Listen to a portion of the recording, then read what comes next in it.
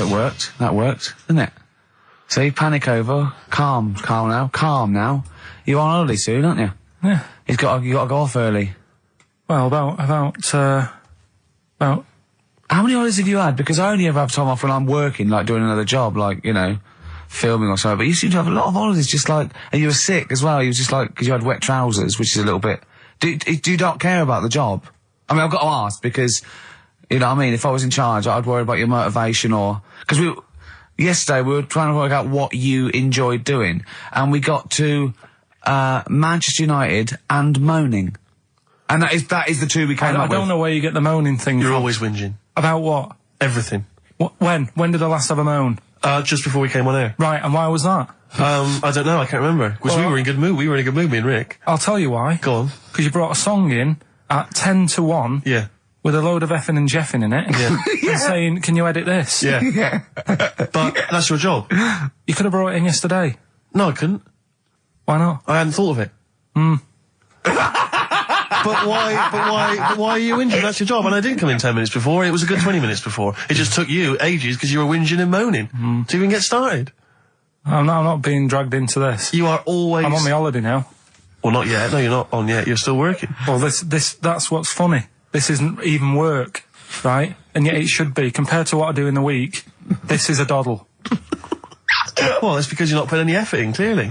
Where are you going anyway? Where are you heading? Cornwall. Yeah? What's happening down there? Well, there's a monkey world. You're excited about that? We're going to go and see that.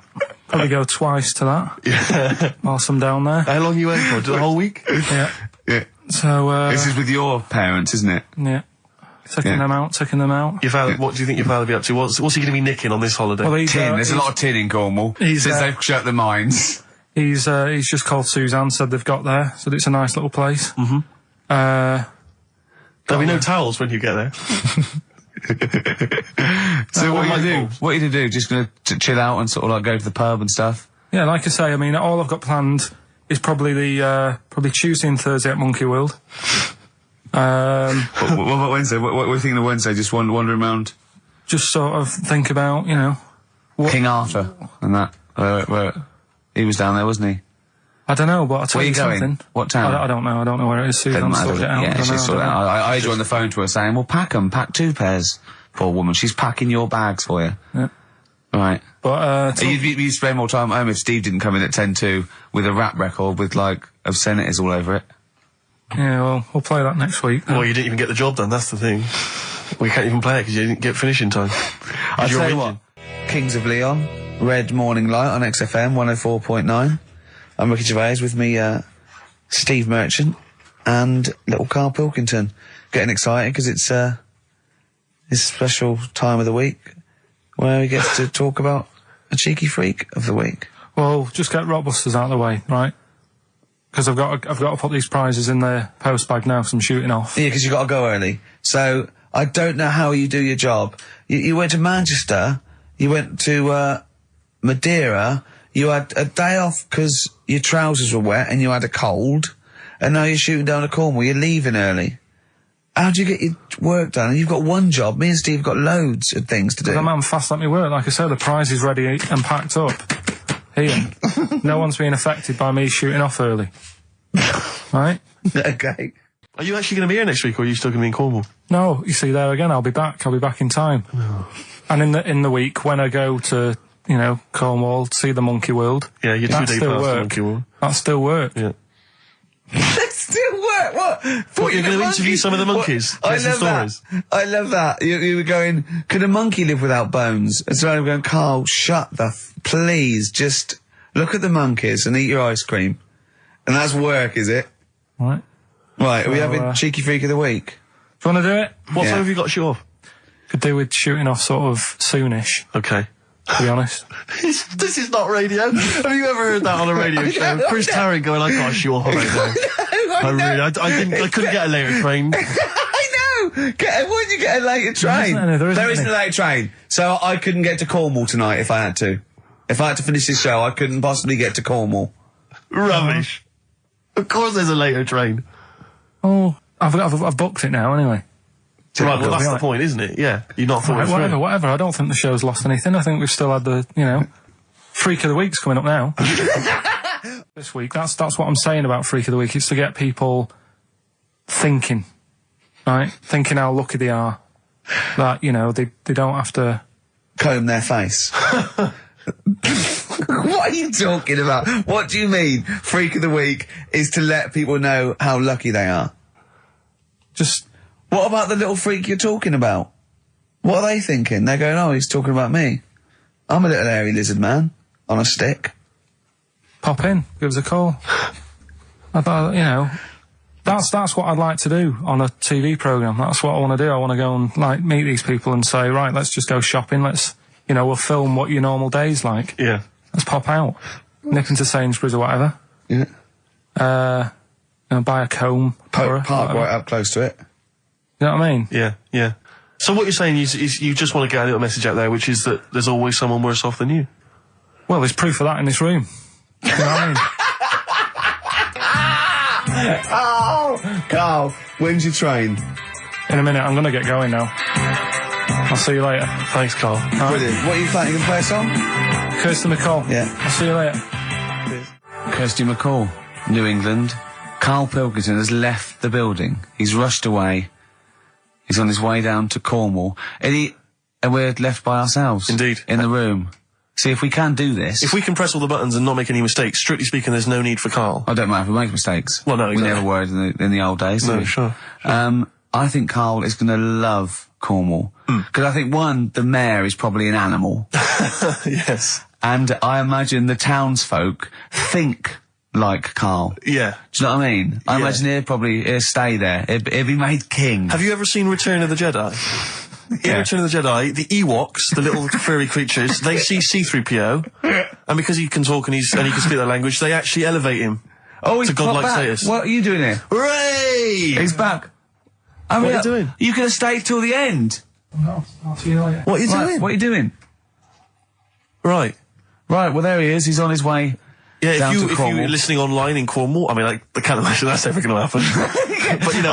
on a clothesline with a bean tin at one end and a big bean tin in London. Or if I'm cool in London. Yeah, or if the foil helmet you wear to fend off laser rays from aliens out of space are somehow picking up the show, then Carl's on his way. Look forward to meet the bold one. Because he's got a sort of like, you know, the obligatory sort of red face that would go well down there now. Because I think he's been out in the sun, or he was... pre-boiled when he came in. But he's rushing down to Cornwall now, going from Paddington Station. So, you know... If you're in the Paddington Station area, you want to pop down there and sort of wave him off, then do. Yeah. Don't be afraid. That's not a dirty sexual act. Wave him off. Yeah, I'd love to wave him off. And, call in the week as well, carl.pilkington@xfm.co.uk. Send him anything. Just clog up his email. Yeah. I mean, because he gets stressed at work. So if you can send him 3 or 4 emails each over the next week, so he's got to read them all. But disguise them, don't make them look rubbish, so at least he's got to sort of open them and look at them. Or, you know, some of them might be correspondence, so he will. It's, you know, just phone his line as well. Just ask for XFM, ask Carl, and leave long messages on his voicemail. Yeah. So if you can, just for us, just for me and Steve, remember, it is mine and Steve's show. Carl is merely like, you know, the icing on the cake. Yeah. If Carl can come back maybe next Friday or Saturday or Monday, whenever he comes back, to about 250 emails and 200 voicemail messages. If you put down, when it says what's the name of the message, the title of the message, if you put monkey news or monkey information, he'll have to open it then, because he'll be intrigued, even if it's not about monkeys. Yeah. Do that anyway. Yeah. Voicemail messages. Leave them long. I like this information. Disguise it, so it might be important. Yeah. Just so he has to listen through. I wish I'd give his mobile out, but, you know, that is just too cool. But anyone can get him at XFM, and of course we've given out his email before, so I mean, go mental. There are plenty of ways to torture Karl Pilkington. I mean, we're doing all we can on a Saturday, but we're only 2 people. But we're only 2 men. You know what I mean? So listen, go berserk. We'll be back next Saturday, and we'll leave with song for the lovers, song for the ladies, whatever. It's a beautiful track. A song for the sunshine. Song for the Sunshine. It's Lily White by Cat Stevens. And we've done it. We don't need Carl. Definitely not. See you next week, Rick. Bye. Well, there's the darkness. They believe in a thing called love. Carl, do you? This is XFM 104.9. That is my favourite band at the moment. You love them? I absolutely love them. I think they're funny. I think they're straight down the line with a little bit of tongue-in-cheek. Brilliant. Did you see them on Jules Holland last night? I didn't, sadly, no. Brilliant. Were they good? Yeah, absolutely jumped. Oh, I mean, Jules didn't know what to do. was he playing some Boogie Woogie? They wouldn't let him play Boogie Woogie over their Blimey. song. That's what I mean. That's why he stayed back. But I can't imagine it was very good then. he shook the. I'm surprised you say they were good. It was Jules no, wasn't thinking I mean, the old Irish. I thought, hold on, this is missing something. Yeah. This is missing someone from Squeeze vamping over them. Exactly. But yeah. they did well without him. Extraordinary. Yeah. Well, Here we are good then. luck to We're him. back. XFM 104.9. Carl had to leave early last week, but you stay to the end this week, mate. Or Yeah. yeah. You don't need another holiday. Oh, he started already. I mean, you Steve's know, made you look like a bit of a twat already, and it's No. only 1:05. But the only reason you don't go on holiday is because you have to spend money. Oh, and he's gone straight back. Wow. He's gone straight back. I can't come back to that. Oh, dear. It's just dynamite. It's just absolute. That was Although searing. the last It cut to holiday, the chase. last holiday Steve had, he sort of found a third world country so he could live like a king for a week. It was Cuba, wasn't it? Going to Cuba, amazing. You can almost rule the place. If it weren't for Castro, I'd have been in charge. Kind of cash I was flashing around. They do anything for $1 over there. It's extraordinary, literally. I mean, it's amazing. Yeah. Oh. Definitely. And I went to Kenya before that. So he thought, to the prostitute said no. You were going. Yeah, well, it was $2. I mean, I'm not made of money. Do you have a good holiday, Carl? Yeah, it was all right. It's all right. Went down to Cornwall. Now Tell you you were what, going to the some monkey odd sanctuary. people down there, Steve. Well, don't look at me. I'm not from Cornwall. Well, you're from that sort of area. Well, not really, but never mind. Genetically, he means. Right. They're weird. Well, you must have slotted right in. What are they weird? What do they look like? Just all sort of odd people. A lot of old people, but not just old, sort of messed up old. What do you mean messed up old? You can't just say that. There's There was a woman with a funny neck. Okay, in what way was it funny? What did she have a funny neck? If you were writing an essay, you wouldn't say there was this one with a funny neck. How would you describe it? She sort of had her head like pointed down all the time. Like that. Don't do it. It's his radio. No, but just for you, I don't like that. Yeah. Talking about Yeah, okay, right. So brilliant. I don't know. I was saying to Suzanne, what happened, you know. What do you think? Because Suzanne knows everything. That's the good thing about her being with you. You just ask her what happened to her, and Suzanne goes, "Carl, I don't know. Yeah. I haven't been here before." Suzanne, your girlfriend, or mummy as you call her. Oh, sparks are flying. I Should got we- a little bit of chocolate. Can you just lick a tissue and wipe it off? Oh, Well, she said it might have been like, because back in the olden days, they carried stuff on the... the olden What days. do you mean the olden days? This woman was probably what, 50? No, she looked about 70. Yeah. But like I do on Cheeky Freak of the Week, right? I always turn it round and we get like something good out Something of it. positive, yeah. I said to Suzanne, I bet she finds a lot of money. Yeah. Always staring at the ground, yeah. Oh It was dear. always, it was always Oh. good. So you're Maybe back. she just had new shoes and she was admiring them. Yeah. Did you think of that? Before you point the finger and judge? Or a necklace was too heavy. Exactly. So you're back refreshed. So what have we got for this week? Have we sort of, because we didn't meet last night, which we usually meet No, sort of I Friday. called you and said it'd be good if we could, you know, I wasn't getting back into London. Well, I was up till- for it. I was till up for it, 7:30, you know. but Yeah. but we all need to be there. It's not Yeah. just me and you being there. Yeah, so, yeah. No, you're right. I mean, you're absolutely right that I wasn't there yet because I wasn't willing to just be governed by your particular schedule. You want to jet back in from another of your holidays It wasn't a at holiday. 8 o'clock. It wasn't a holiday. That Well, was, so what? You What were do out you of mean? town. What do you mean it wasn't a holiday? What was it? it was a treat, wasn't it, for my mum and dad?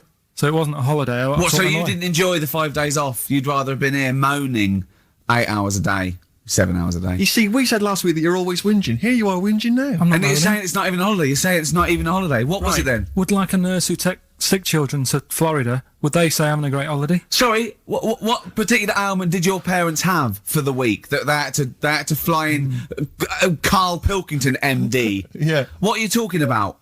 Well, all right, it was a holiday. Well then, good. Now some honesty, now some truth. So you came back from your holiday, you wanted to start back to work straight away. Steve couldn't be bothered to meet. Is that what you're saying? That's what I'm saying. So we've got nothing prepared for this. Well, you can rely on Rockbusters. Right, that's We've coming got up. nothing. Monkey News. got a Even though bit you were of away, you were still working. still doing stuff. Did you go to That's- the monkey sanctuary?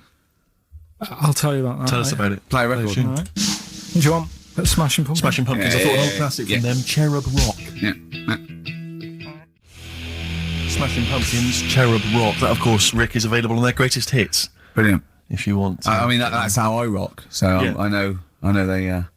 I'm very much the shape of a cherub as well. Well, indeed. Naked with a couple of... And a rosy big arse. And a trumpet. Yeah. Do they have trumpets? I don't know. I've just had an email here. Monkey news. Yeah. From a listener. Monkey spotted holidaying in Cornwall. A chimp was spotted holidaying in Cornwall last week after befriending a family of 3. One onlooker said, "It was incredible. He dressed and behaved exactly like a human being. He even settled the hotel bill at the end of their stay. The only telltale sign was his lack of table manners and the incoherent babble when he opened his mouth." There we are. So, Well, what do you think of that, Carl? that's the listeners, Carl. That's Joanne. Amusing, articulate, accurate. She remembered Accurate. exactly who's there and everything, setting in the bill. It's all there. So, I mean, even though people think that you're slightly simian, slightly less than human on the evolutionary ladder, they do listen to you. So, I mean, I don't know who's more stupid in the end, you or the listeners. Well, you may recall, Rick, at the end of last week when Carl had to shoot off early, we issued a little request for listeners just to bombard Carl's email with just pointless emails that really weren't about anything, just to clog up his email for when he returned. Yeah. Rick, they sent them all to us. Brilliant. I mean, that's the kind of listeners that we've got. We've got reams here on our email of just junk. I mean, it's like a Marx Brothers plot, isn't it? I mean, just ludicrous. listen. Listen to what we say. I got one about a shaved cat. Well, that's not pointless. I'll be reading that later. Oh, it's yeah. I'm happy. That'll keep me going for a couple of weeks. I'll be reading that later. Did you get to the monkey sanctuary? Because this was the big thing. You were going into Cornwall, you were going to visit the monkey sanctuary. I've never seen someone more excited. You had 2 days put aside for the monkey sanctuary. How did it go, Monkey World? We were on our way, right? I found like a little, in the little cottage that we had, right? It's like a little folder, with little leaflets in saying if you're into mountains, you want to go here. Yeah. If you're into castles and that. Here's a Little castle monkey world. on the leaflet, right? So I thought I'll be needing that. Took that out, made sure that's safe and that, right? We get in the car, getting ready to go. My dad says, "Where is it?" I look on the back. It's in a place called Low or something like that, right? Yeah. So we're on our way. Can't believe me luck. It's going to be a great day and all that. Yeah. And then start looking at the leaflet, right? And noticed didn't have any chimps there. Yeah, it's not Monkey World. It wasn't a monkey world. Well, what was it called then? Something like Monkey Town. yeah, it was just it had like woolly monkeys in it. That's what They had what? Woolly monkeys. What are woolly monkeys? Those things, Johnny Vegas off the advert. Right. Loads of them. They're dumped now since ITV Digital went under, so they just put them in a cage. I don't They're understand. woolly. They're like they're sort of like little fluffy little baboon type things. Woolly monkeys. I mean, it's not your chimp. It's not your classic chimpanzee. So did the car screech to a halt? It was like Yeah. it was like the mission in Armageddon. I just said abort. We're on the way back. So how far had you got before you bothered to read the leaflet? Probably about 5 miles away from where we were. So what did you do with yourself? You must have been distraught. we Well, went they to broke down and then they heard banjo music. Yeah. No, we went to a sort of an amusement place. Brilliant. I'd love to see you in that. What with putting those coins in, so it has to roll down and they go flat, and then an arm pushes It them. was one of them. Really? But I I'd worked spent out it was years a on that con. when I was little. Well, there's a new one. I can't be bothered explaining it, but it's a con. We went to this place, right? My mum and dad had been there before, and they said you'll love it. It's brilliant. It's got like a war bit in it.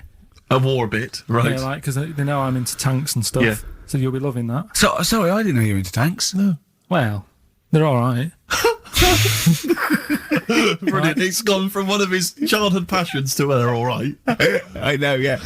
Go on. And but it was awful. I mean, my mum and dad had been there before, and he said, "No, you'll love it." But it was like a really miserable day. Sure. Right? All the rides and that were broke. Yeah. Broke. It just reminds you of Manchester. My dad just ended up. He was more interested. There was a really fat family there. Well, presumably he was breaking into the machines trying to scoop off the cash. I like the fact that those poor fat family were going, why are those people looking at us? Yeah. Oh, do you want to ride one? No, but they we're not a ride. They were massive, and he just like, look at that, look at the state of that whole family. Yeah. Just fat. Bloaters, yeah. All right. No, down. but because fat, there's no need for it, is there? And he was really like, oh god. And then he wanted to follow them into the House of Mirrors to see what they look like.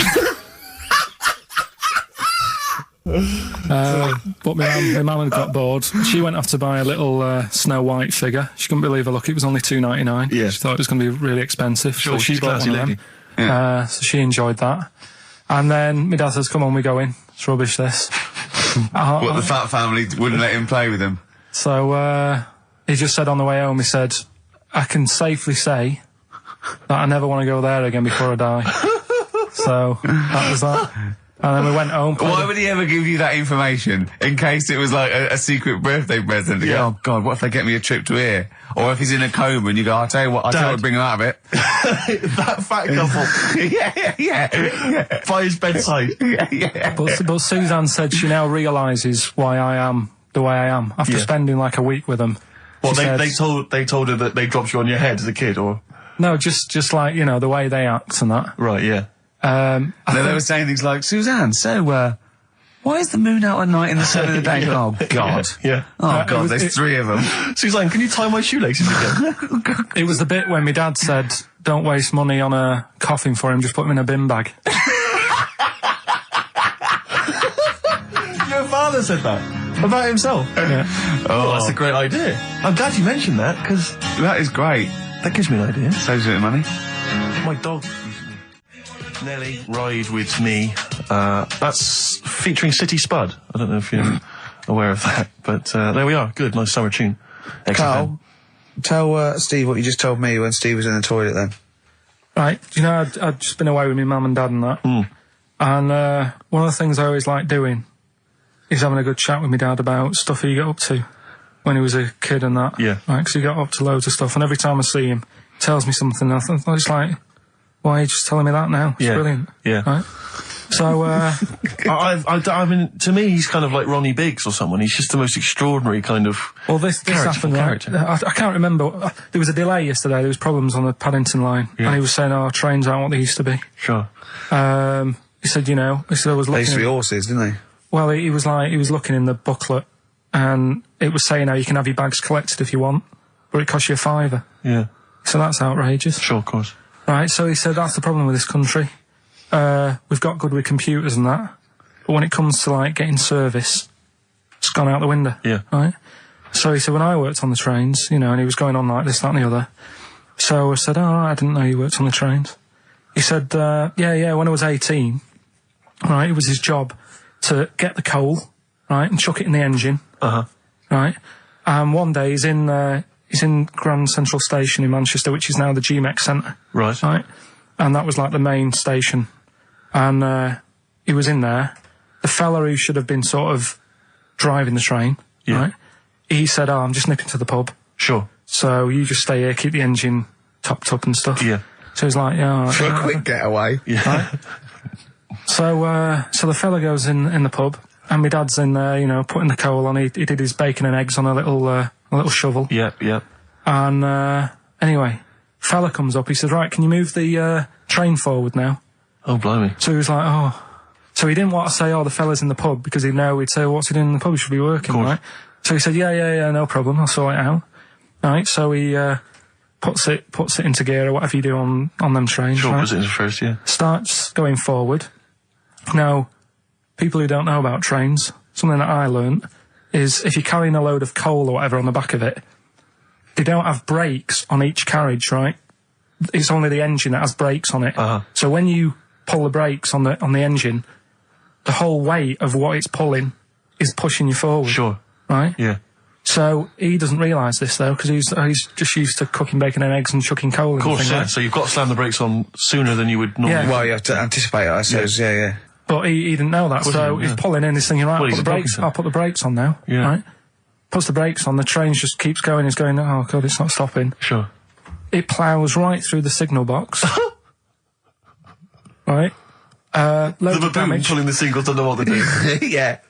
Loads of damage done. Apparently, if it was today's money, Yeah. it'd be about £3 to £4 million worth of damage. It shut the station off for 4 weeks. But he didn't lose his job. The fella had lost his job, the one who was in the pub. Yeah. He said the funny thing was, he said like £4 million worth of damage. He did his ankle, his wrist in. He had 3 weeks off sick and got paid. So it's brilliant. So I love your family. It's extraordinary. The Pilkington gene. weird, isn't it? I'd like to see a documentary following you and your family. You'd have to get the family involved. No, the sort of stuff my dad goes on about. They'd never put it on telly.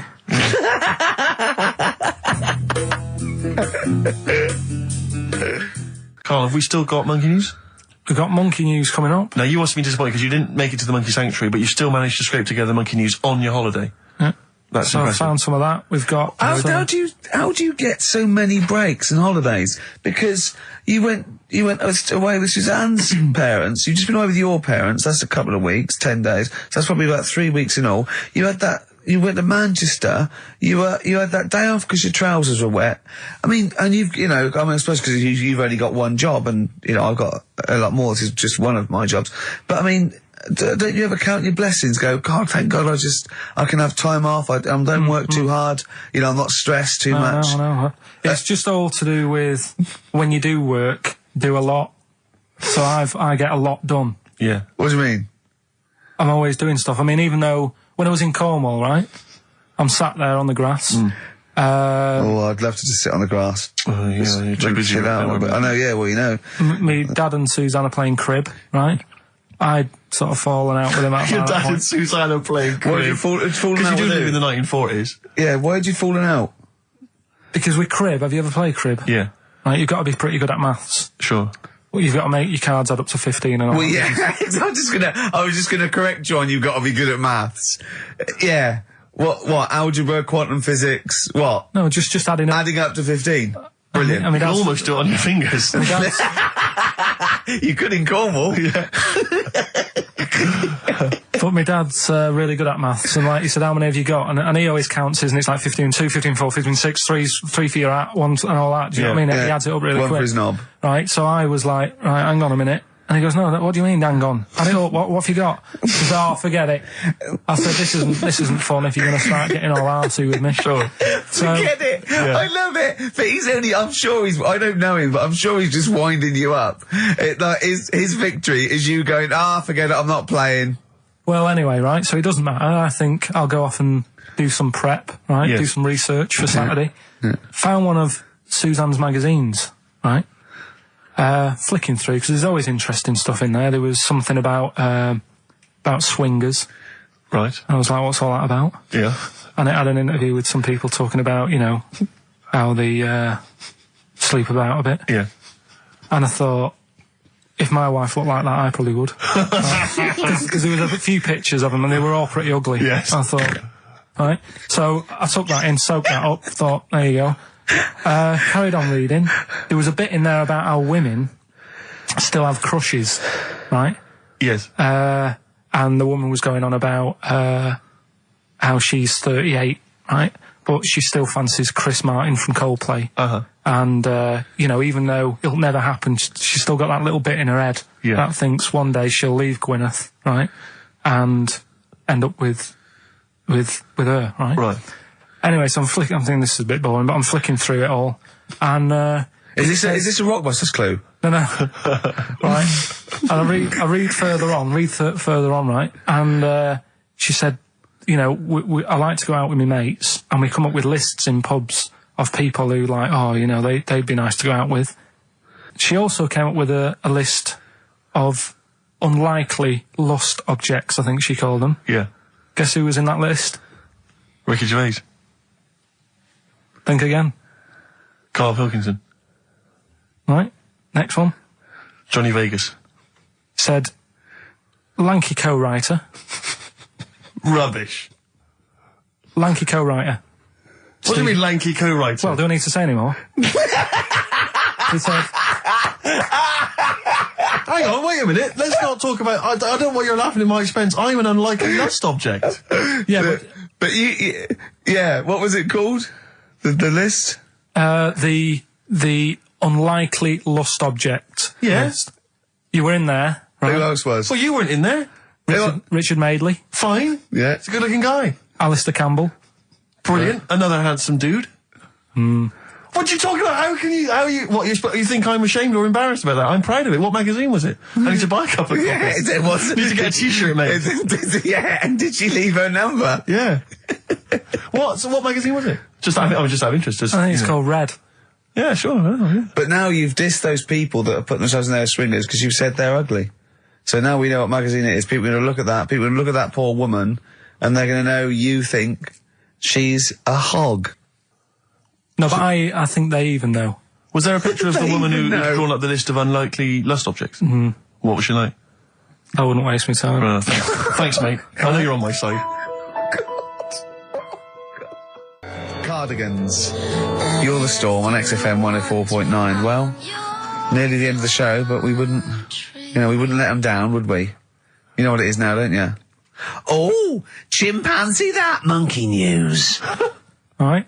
Now, whilst I was in Cornwall, I wasn't online. I didn't have the internet, so it was like, oh, what am I going to do? And I didn't come back till yesterday. I thought there's loads going on that I don't know about in the monkey world and stuff. I was hoping to get some from the zoo that I was meant to be going to. Of course, that didn't happen. So I said to my dad, do you know anything about monkeys? Or have you got any stories with monkeys? Brilliant. This is what Trevor McDonald does. Turned out... 9:45, he goes, got nothing. Dad, anything happened? You got anything politics? Anything politics, Dad? No. This isn't monkey news, I'm just giving you this free. Yeah, brilliant. Turned out one of his mates used to have a chimp. Right. What do you mean one of his mates used to have a chimp? Well, two of his mates. Oh, sorry, yeah, I was thinking it sounded a bit far-fetched living in Manchester, like. But if there was two of them... He had a chimp, had to thump it in the head. For doing what? Answering back? Oh, God! Tried it on with his wife. Had to thump it in the head for trying it on with his wife! I love it. It's a proper fist fight in a pub in Manchester.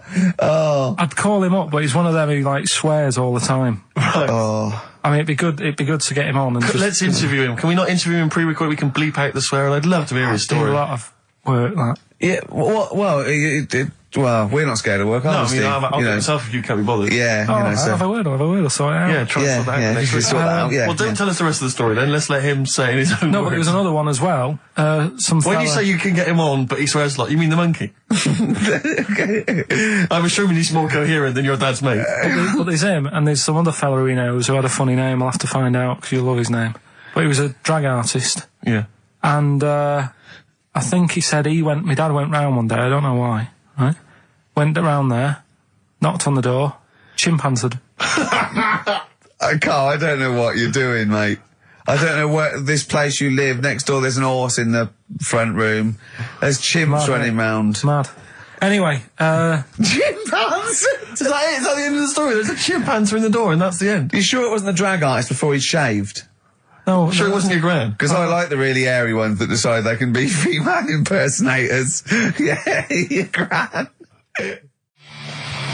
Oh, proper rock band. Best band since Thin Lizzy. The Darkness. Well, big words. Growing on me. XFM 104.9. Bit rash, I think. R. Gervais, S. Merchant, K. Pilkington.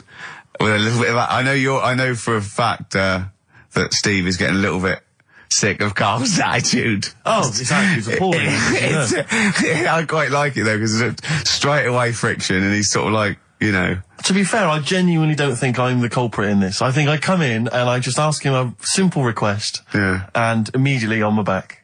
Whinging, moaning, whining. I don't know if there's any evidence. Well, it's funny you say that actually, because in a survey, it came out this week. It's quite extensive. Mancunians take more sick days than anyone else. Mancunians take more sick days than workers in any other city in Britain and Ireland, according to Manchester-based employment firm. Survey by Peninsula found employees in Manchester take 11 sick days per year, whereas closest rivals Edinburgh and Dublin take an average of 9. Liverpool, Newcastle, Birmingham, and Cardiff only 8. Is Reading mentioned there, or no, Bristol? it's not even in there. They don't take days off. London is only 7. So the point is, I mean, I don't know you can take anything from it, but if you're an employer and you had a Mancunian and a Liverpudlian and they were equal on everything else, but you really couldn't afford them to be away, Liverpudlian's going to probably be away for 8 days. Sure. The Manc's going to be away for 11, phoning in sick. And so what can you, I mean, just analysing the data there, what would you extrapolate from that? I really don't know. I mean, call in if you've got any clues, or email us in if you've got any. I don't know why I think maybe, I don't know, Mancunians... I don't really know many people from Manchester. Well, I only know one, but I know he was off sick because he put on wet trousers and he got a cold, I think. Yeah, well, he just said he was... didn't come in for... Yeah. He left early as well once. Yeah. But I don't know. I mean, that's the survey, I don't know. I mean, it's evidence because it's statistics, so... There you go. It's guaranteed evidence that's proof. Any thoughts on that, Ricky.Gervais at xfm.co.uk? I mean, oddly enough, you're from Manchester, Carl. Yeah, I am, yeah. What are your thoughts on that? On what, sorry? On the survey. Wasn't really listening. Sure. Well, Mancunians take off more sick days. They call in sick. I mean, presumably spuriously. Yeah. I mean, because they've got the same body. They're biologically the same, so... they're obviously making up their life. Yeah, some of the days. Maybe there's just the 3 extra they're making up. Yeah, they're moaning. Probably because we work a lot harder than the others, so we're tired, so you're sick, so you need time off. Probably. Seems unlikely. I mean, the Scousers, to be honest, take them on, let them work in your office. But you know how many computers are going to go missing? Right, that... So offensive. Is offensive. Right. This is a survey that proved. You just made that up. You just carried on the myth that Liverpudlians thieve. Now that's not true. That is not true. Well, it's not. Well, some of them do. There's been no survey that you're more likely to thieve if you're from Liverpool than if you're in Manchester. So that hasn't been proven yet. So all I've got is the evidence from a survey of, I think, 3,500 people. It's proof that Mancunians take off more sick days. XFM 104.9. This is April Come She Will by Simon and Garfunkel. Brilliant. So, if you're from Manchester, sorry about that. I mean, it is true. We weren't making that up. We weren't doing a stupid stereotype like Kyle did with Liverpudlians. It's just a survey that Mancunians take off more sick days. But they might be genuine. They might be sort of an iller people, or it might just be people who are in Manchester go, I can't be bothered to go to work, it's rubbish. Whereas if you're in London, you go, I can't wait to go to work. What a lovely place this is. Some great jobs, don't you? Great jobs, don't they? Yeah. Jane's Addiction, Just Because on XFM 104.9, broadcasting from London, where people prefer to only be off sick when they actually are ill. Sure. I don't think I've ever taken a day off sick. Except when I had that terrible tonsillitis. Is that when you went home, stayed with your mum and dad? Yeah. Why is that a problem? Nurse back to health. No, I'm not saying it's a problem. Nurse back to health. Yeah, I've got a loving family. So sue me. What do you make of that? The antagonism and piss taking is just like, oh God, 3 blokes in a pub. There's people listening. I can't go. Are there? So what have we got? It's 1:20. What have we got? We're on till 3. Well, we've been talking, we've been doing well, we've been playing some great rock and roll, we've been playing some lovely songs, we've told them, we've explained a survey, just for employees, be careful. Yeah. We've, put that out there, we put a shout out there, people know would you say it was probably safest if you are an employer to never employ Mancunians? Well, I wouldn't go that far, because, you see, that's only an average, so I imagine some Mancunians, like, Londoners, are nice, reliable people, it's probably just a few bad eggs that throw the stats up a little bit. People that would go, I'm not coming in today, I'll put on some wet trousers. Sure. All right, stay in bed. Yeah. Stay in bed. Yeah. You still got them on? Yeah. Well, pop them off. Yeah. Put them on the radiator and go to bed with a little duvet. That'd be the best thing to do. Yeah. Yeah. So, all right, Carl? Right. What's your attitude? Is it because you're tired? Yeah. Well, why are you tired, though? You weren't saying that watching those Channel 5 films again, were you? Did you ever go on a picnic, Carl? Was there places to go in Manchester, or was it like Quarryland, mostly? The problem with those adverts, like when I was growing up, they'd sort of give you ideas, because remember the Charlie's one, right? And we were on holiday, right? And I met these 2 lads who are knocking about with, like, mates and that. And that advert came on, and we thought it'd be a good idea to wind his mum up, because this advert had just been on saying, kids are going missing in Wales, right? Yeah. So we said, this will be a good laugh. We put the kid in the wardrobe. His mum came back from shopping. We said, he's gone missing. We haven't seen him for hours. That's terrifying. I know. That's an appalling. How old were you? About 13. And what was his mum? She must have been. Yeah, she was going mad, and that's when we thought, oh God, we've gone. Will we say anything? Will we pretend we don't know where he is? Open the wardrobe, he'd suffocated. Yeah. That's horrible, Carl. I know, but Such a it's just cruel what you do, thing. isn't it? It's just what you do. Well, no, you do. What do you mean? It's just what you do. But what was it? Was he in the wardrobe? Was he listening to this? Why didn't he go, Mum, it's all right, when he heard her crying? No, she wasn't crying, she was just panicking and, like, screaming a little bit and that. Screaming a little bit. Okay, we'll tell her when the screaming starts. Exactly, yeah. And then, what's the other thing? Like, on the same, like, you know, all this was going on when I was growing up. And, one time we're on holiday, and my mum says, right, if you're going on the beach, it's a big beach. But, you know, if you're going to go out and play there, I need to know where you are. So what where part are of the these beach you're going bells? to. Where this cowbell around your neck. She gave me a balloon. Good Give you idea. A balloon, and it just, you know, sort of attached to my arm, so wherever I was playing in the sea and that, you can see the balloon and that. Brilliant. But then the problem was, everyone else thought that's a good idea. Cool. And it was just like loads of kids with balloons and that. Oh, I ruined it. So that didn't work. Yeah. Had to bin that idea. Yeah. This is what we were talking about, actually, weren't we? We were talking about the fact that you're quite proud of the fact that you've got no formal education, really, and yet you've pulled yourself up from the bootstraps. Yeah, well, I know people who've got results and that, and don't do anything. Sure. Do you know what I mean? They're on the street. So I've used all my energy as I've got older, rather than burning myself out as a kid. Right, yeah. Do you know what I mean? Sure. So I don't know if that's advice. Should we advise that to young kids out there? Don't take exams, don't work at school, just, you know, move away from Manchester and get a job on XFM. They'll employ anyone. Yeah, you get an hour's lunch break, you're away by 5:45. You need no qualifications And to you work for XFM. because you don't have to think for yourself, because your boss tells you what to do, you can have some time off to go shopping for hobs and shower units. He's alright, he's a good boss. Yeah, I know. He'll let me have next Saturday off. He knows how tired I am. How many Saturdays has he had off? He's going away again. I mean, he's had 2 holidays. He gets 26 holidays, 6 days a year. 26 days a year. Unbelievable. He was sick because he put on wet trousers. Yeah. And now you're going down to Hastings. Are you leaving early? Because you left early last time, didn't you? No, I wouldn't do that again. Now, what are you going to Hastings for? Just having a break. What's the verb? Unlucky man. That's for Karl, who is a lucky man. 2 hours every Saturday, yeah?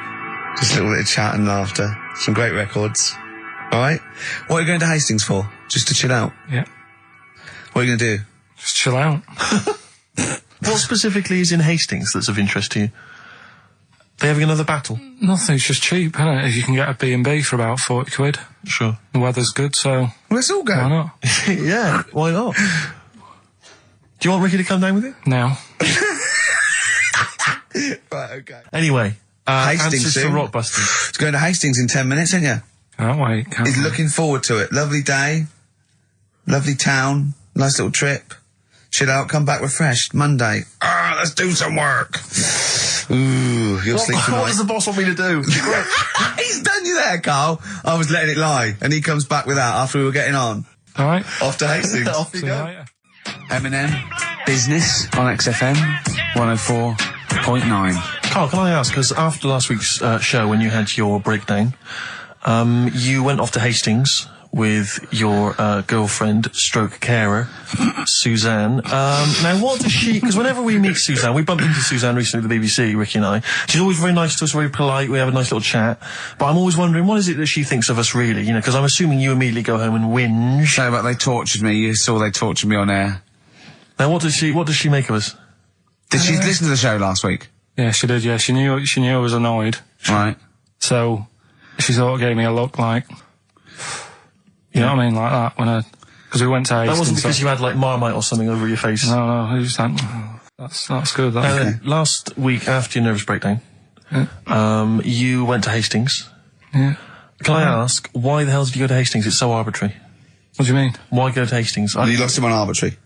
Why did you choose that above all other places within... It's amazing, isn't it? You look at his face when you say a word that, you know, he doesn't understand, and it just goes dead. It's like when your computer freezes. Yeah, it is like that, yeah. Is there an equivalent to Control-Alt-Delete when Karl just doesn't understand, so we have to press, like, knob, bollock, finger up arse. It takes him out of his sort of stupid, doesn't it? Now, that's 3 things to press, but you've only got 2 hands, so...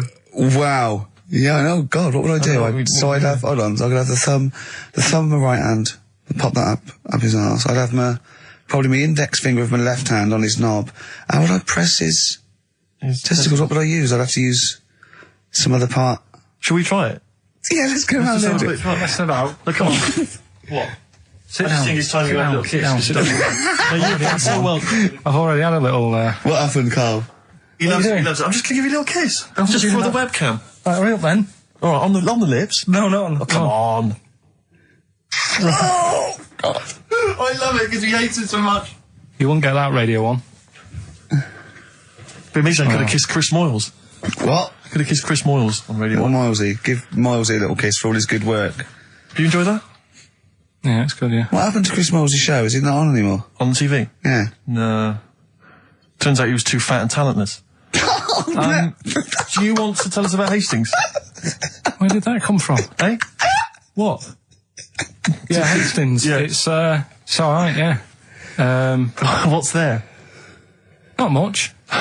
It's just one of them Is there a places. Yeah, it's good. I think that's what's good about it. Nobody knows, right? Because last weekend it was roasting, and you saw pictures of Brighton, and it was heaving. Yeah. Right. Hastings, hardly anyone there. And yeah, it's got a nice little beach. Yeah. Sand? Sandy No beach? pebbles. Well, that's all right, isn't it? You don't, no. you don't want the sand. Why does he want sand? Why do you want It's a sand? little bit, doesn't it? It's murder building a sandcastle. No, you just sit there. You can't walk on pebbles, can you? It's, What do you mean? Well, it's all kind of, it's sort of a bit, dodgy It's underfoot. all right. The only annoying thing is, right, it's one of them places that it's great to visit for a day, Yeah. but I wonder how people who live there get by. Why? Because all the shops are like them things that you go in, and it's like a little pebble with a pebble stuck on the top, and it says Hastings on it. So every shop does that.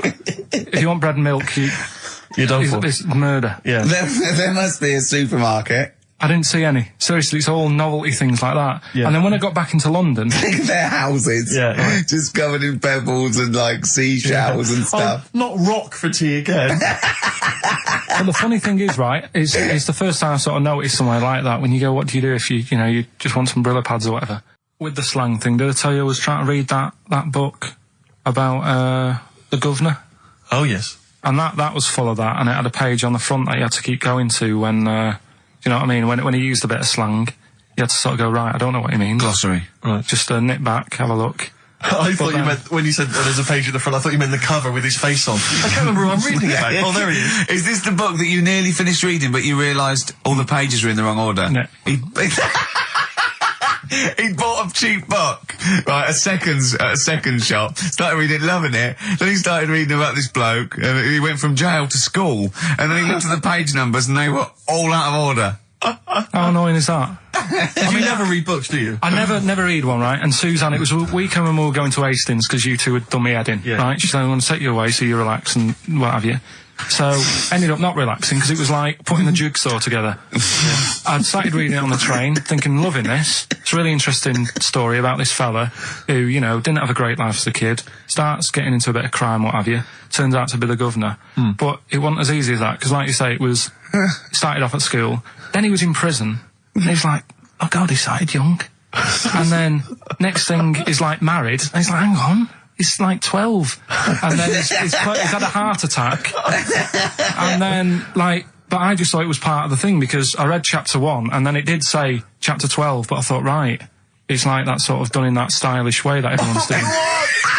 What kind of a biography starts messing with the medium? I was born in the East End. Take one onion, add some, this is But it's the idea that an East End villain's going to write his autobiography, but think, I'm just going to play with the form a bit. I'm going to get quite postmodern with this.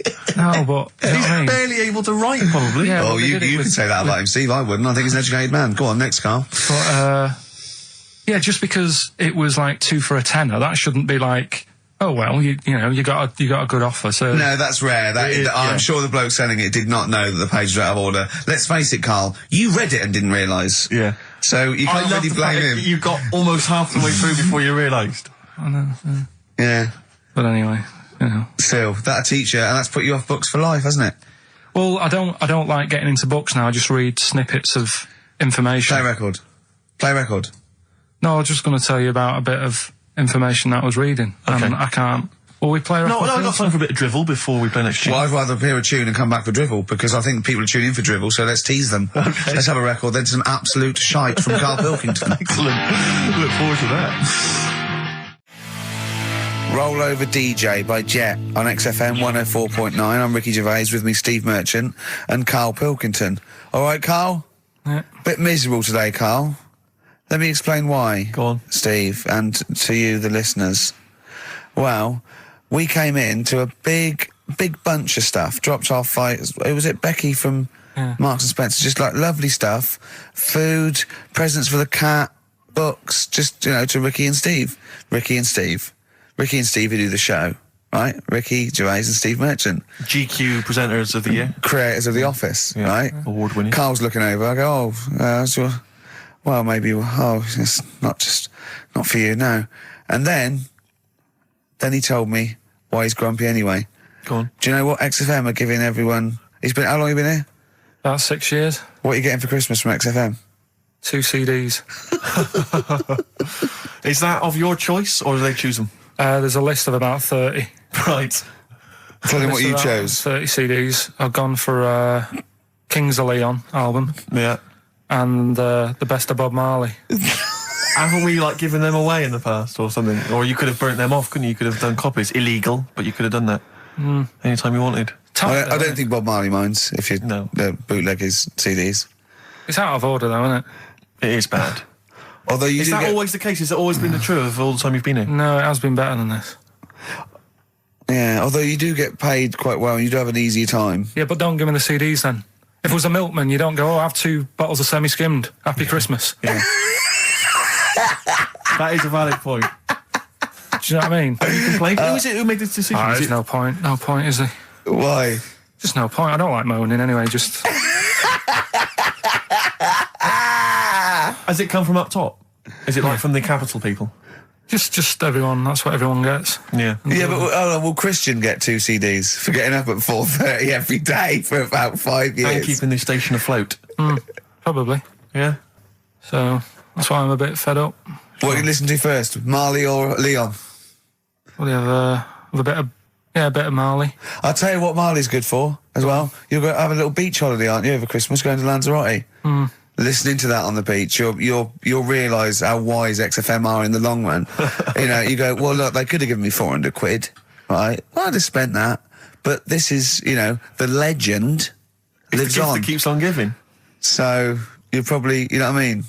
Think how much what you got to think of is how much all his great songs took, not only from the depth of his soul and, you know, all his sort of angst and knowledge and love, and then all the studio time, the marketing, and they're just giving you one like that. They go, don't worry about that, Carl, just have it. And you go, what? All the time we spent with Bob Marley and everything is there. You know, have it, Carl, have it, Carl. And Practice. Yeah, have that. Thanks, well done. Carry on. We're still going to pay you for the work. Yeah. That's just something on top. Here's a little piece of Bob, free. Yeah, so don't moan, it's extra. So, they didn't have to give you it at all. Play a record, you ungrateful little swine. Some people, like the homeless, aren't getting anything this Christmas. This is my Except to favourite chill. Elvis Costello track of all time. It's Alison. This wasn't on the list. Right. Oh, proper rock band. Best band since Thin Lizzy. The Darkness. Well, big words. Growing on me. XFM 104.9. Bit rash, I think. R. Gervais, S. Merchant, K. Pilkington. With a little bit of that. I know for a fact, that Steve is getting a little bit sick of Carl's attitude. Oh, his attitude's appalling. I quite like it though, because it's straight away friction and he's sort of like, you know. To be fair, I genuinely don't think I'm the culprit in this. I think I come in and I just ask him a simple request. Yeah. And immediately on my back. Whinging, moaning, whining. I don't know if there's any evidence.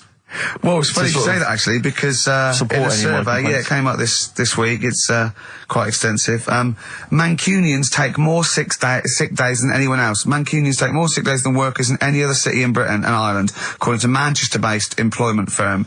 Survey by Peninsula found employees in Manchester take 11 sick days per year, whereas closest rivals Edinburgh and Dublin take an average of 9. Liverpool, Newcastle, Birmingham, and Cardiff only 8.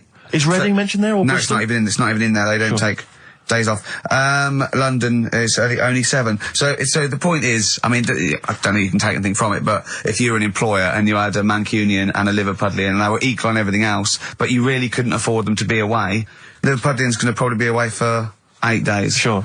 the Manx going to be away for 11, phoning in sick. And So what can you, I mean, just Well, it's the point analysing the is data there, what would you extrapolate from that? I really don't know. I mean, call in if you've got any clues, or email us in if you've got any. I don't know why I think maybe, I don't know, Mancunians I don't really know many people from Manchester. Well, I only know one, but I know he was off sick because he put on wet trousers and he got a cold, I think. Yeah, well, he just said he didn't come in for, he left early as well once. Yeah. But I don't know. I mean, that's the survey, I don't know.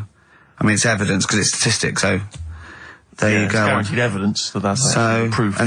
Any thoughts on that? Ricky.Gervais at xfm.co.uk. I mean, oddly enough, you're from Manchester, Carl. I am, yeah. What are your Funny, thoughts on that?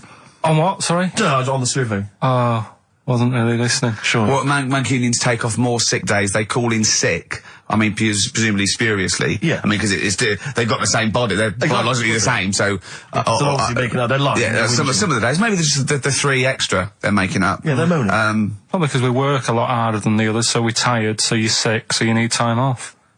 Probably. Seems unlikely. I mean, the Scousers, to be honest, take them on, let them work in your office. But you know how many computers are going to go missing? Right, that...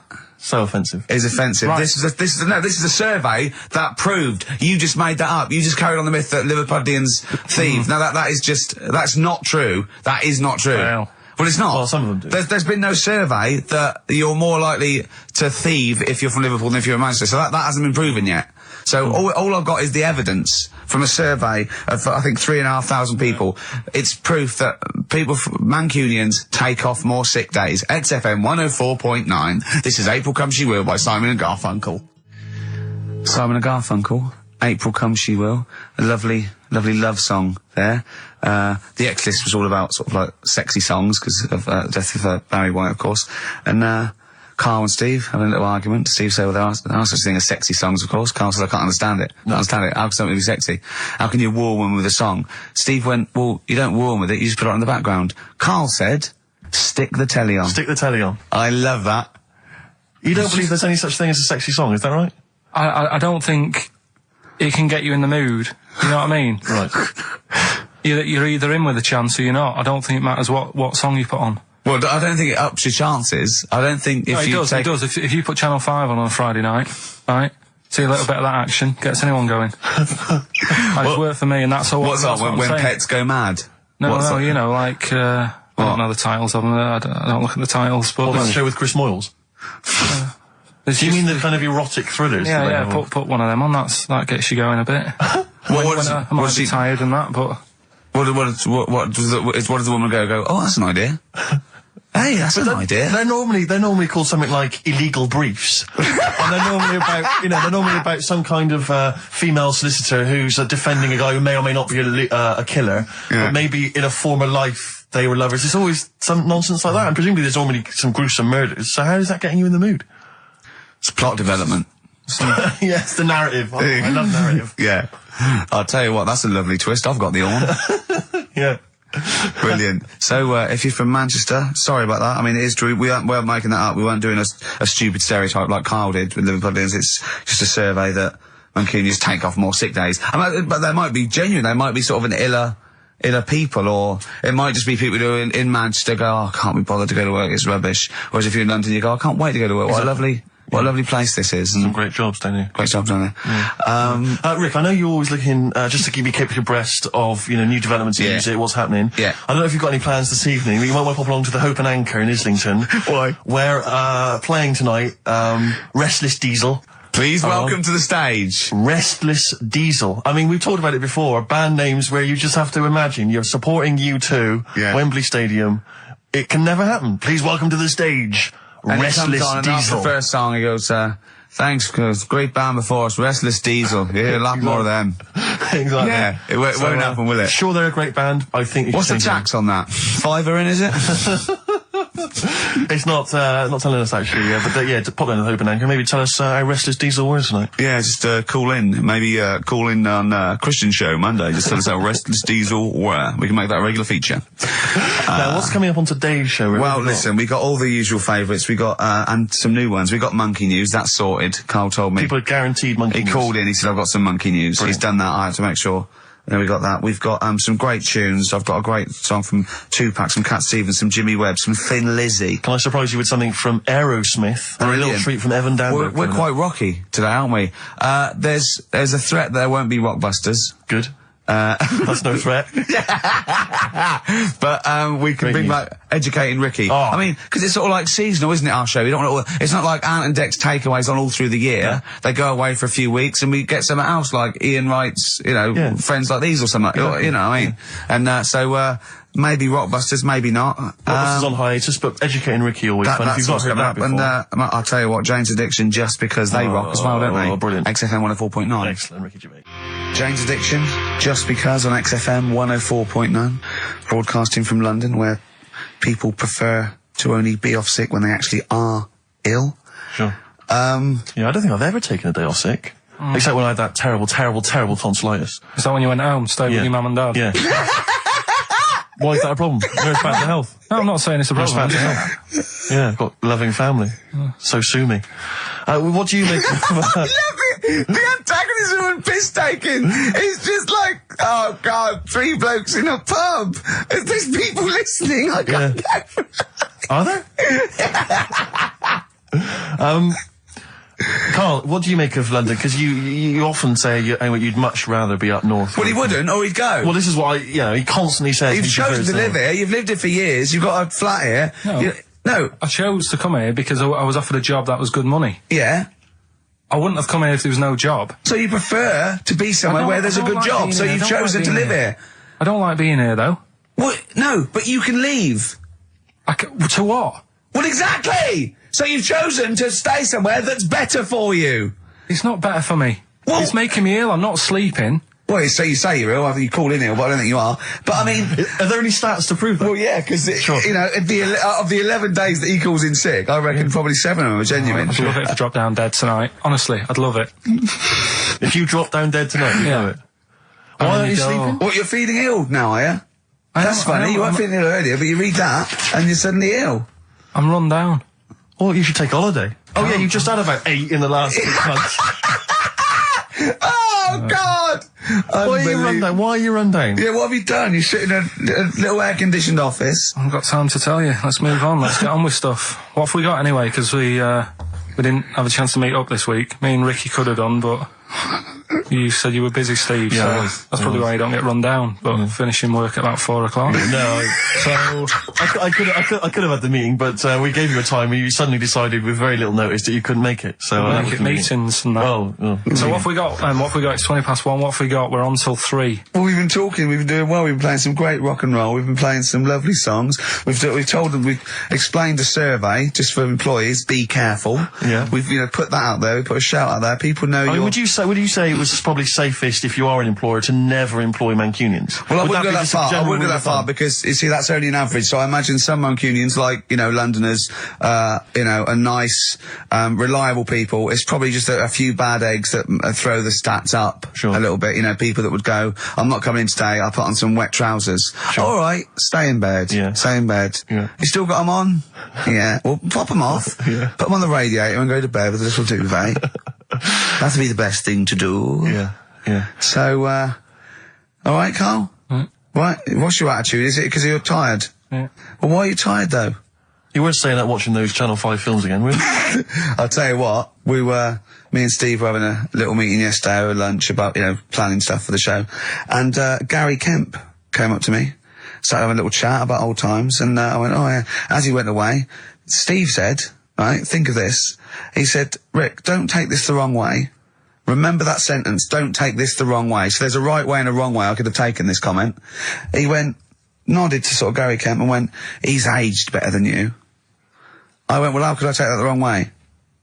Yeah, it's not offensive. No. Well, the point is this. He didn't know me 20 years ago, so he's actually saying, Rick, don't take this the wrong way. He looks better than you do. Yeah, well, he does. But why say that, Carl? What? Did you really say that? Yeah, although, can I just backtracking for a second? I love the fact you said you bumped into Gary Kemp and you reminisced about old times. What old times did you share with Gary Kemp? Well, no, he came up and said, did we drop the pops together? I went, no, I did Razzmatazz. I said, oh, we did Razzmatazz. I think he was thinking, had he ever met me before? But he hadn't, because we hadn't. That's what I meant. Yeah. Yeah. And, But if you had to make an objective analysis, I wouldn't. I think that's out of order. Sure. I mean, you're always slagging me off, but apparently you can't make a value judgment on something else. No. I wouldn't do that. Well, because you're morally all over the place. You don't know where you're coming and going. Believe it. Sure. You should do what I say about you behind your back. So, would you say you're better looking now than you were? Or Than I'm what? would you say you're better looking now than you were? Than I was when? Well, like, have you aged well? Yes. You've aged well? Yeah, I've kept my looks. Bit of Dando? Bit Evan Dando, this would be lovely, yeah. Evan Dando on a track called All My Life. That's beautiful. Yeah. I can't get enough of that. That's brilliant. Great stuff. Adverts? XFM. Radiohead. Go to Sleep. That's good, isn't it? On XFM 104.9. Brilliant. Great DJing there. Well, I haven't heard it before. Good, isn't it? Yeah. No, it was good. It was very good. It was very good. I was watching cable TV. I do a lot of that. And there's an advert I've noticed. It reminded me of the sort of adverts you used to see when I was a kid. It's one of those attempts to kind of educate young people. But doing it in... Yeah. Yeah. It's on MTV, but it's one of those things where it's clearly been made by people who are in their mid-40s. Who have never been cool. Yeah. Who've been working really hard to get into TV all their lives. And now are trying to appeal to, funky and possibly wayward young people. Yeah. And it's kind of... Nerdy wows. Yeah, exactly. And it's a kind of stunning model and two of her stunning model friends. But they're just a couple of average girls, going about their business. And, it says something like, and it's all shot very funkily, like a kind of, lock, stock and two smoking barrels kind of thing. And it's a girl, and she's just grooving along with her friends. And it's kind of like, the captions are things like, Isabella's 17. She's cool, she's quite funky, she's got these great friends. And they're sort of hanging out, laughing. And she just pops into a tattoo parlour. Sure. Why not? Her friends are like, what are you doing? But she just goes in, she has a tattoo done. And it sort of says, she's wild, she's crazy.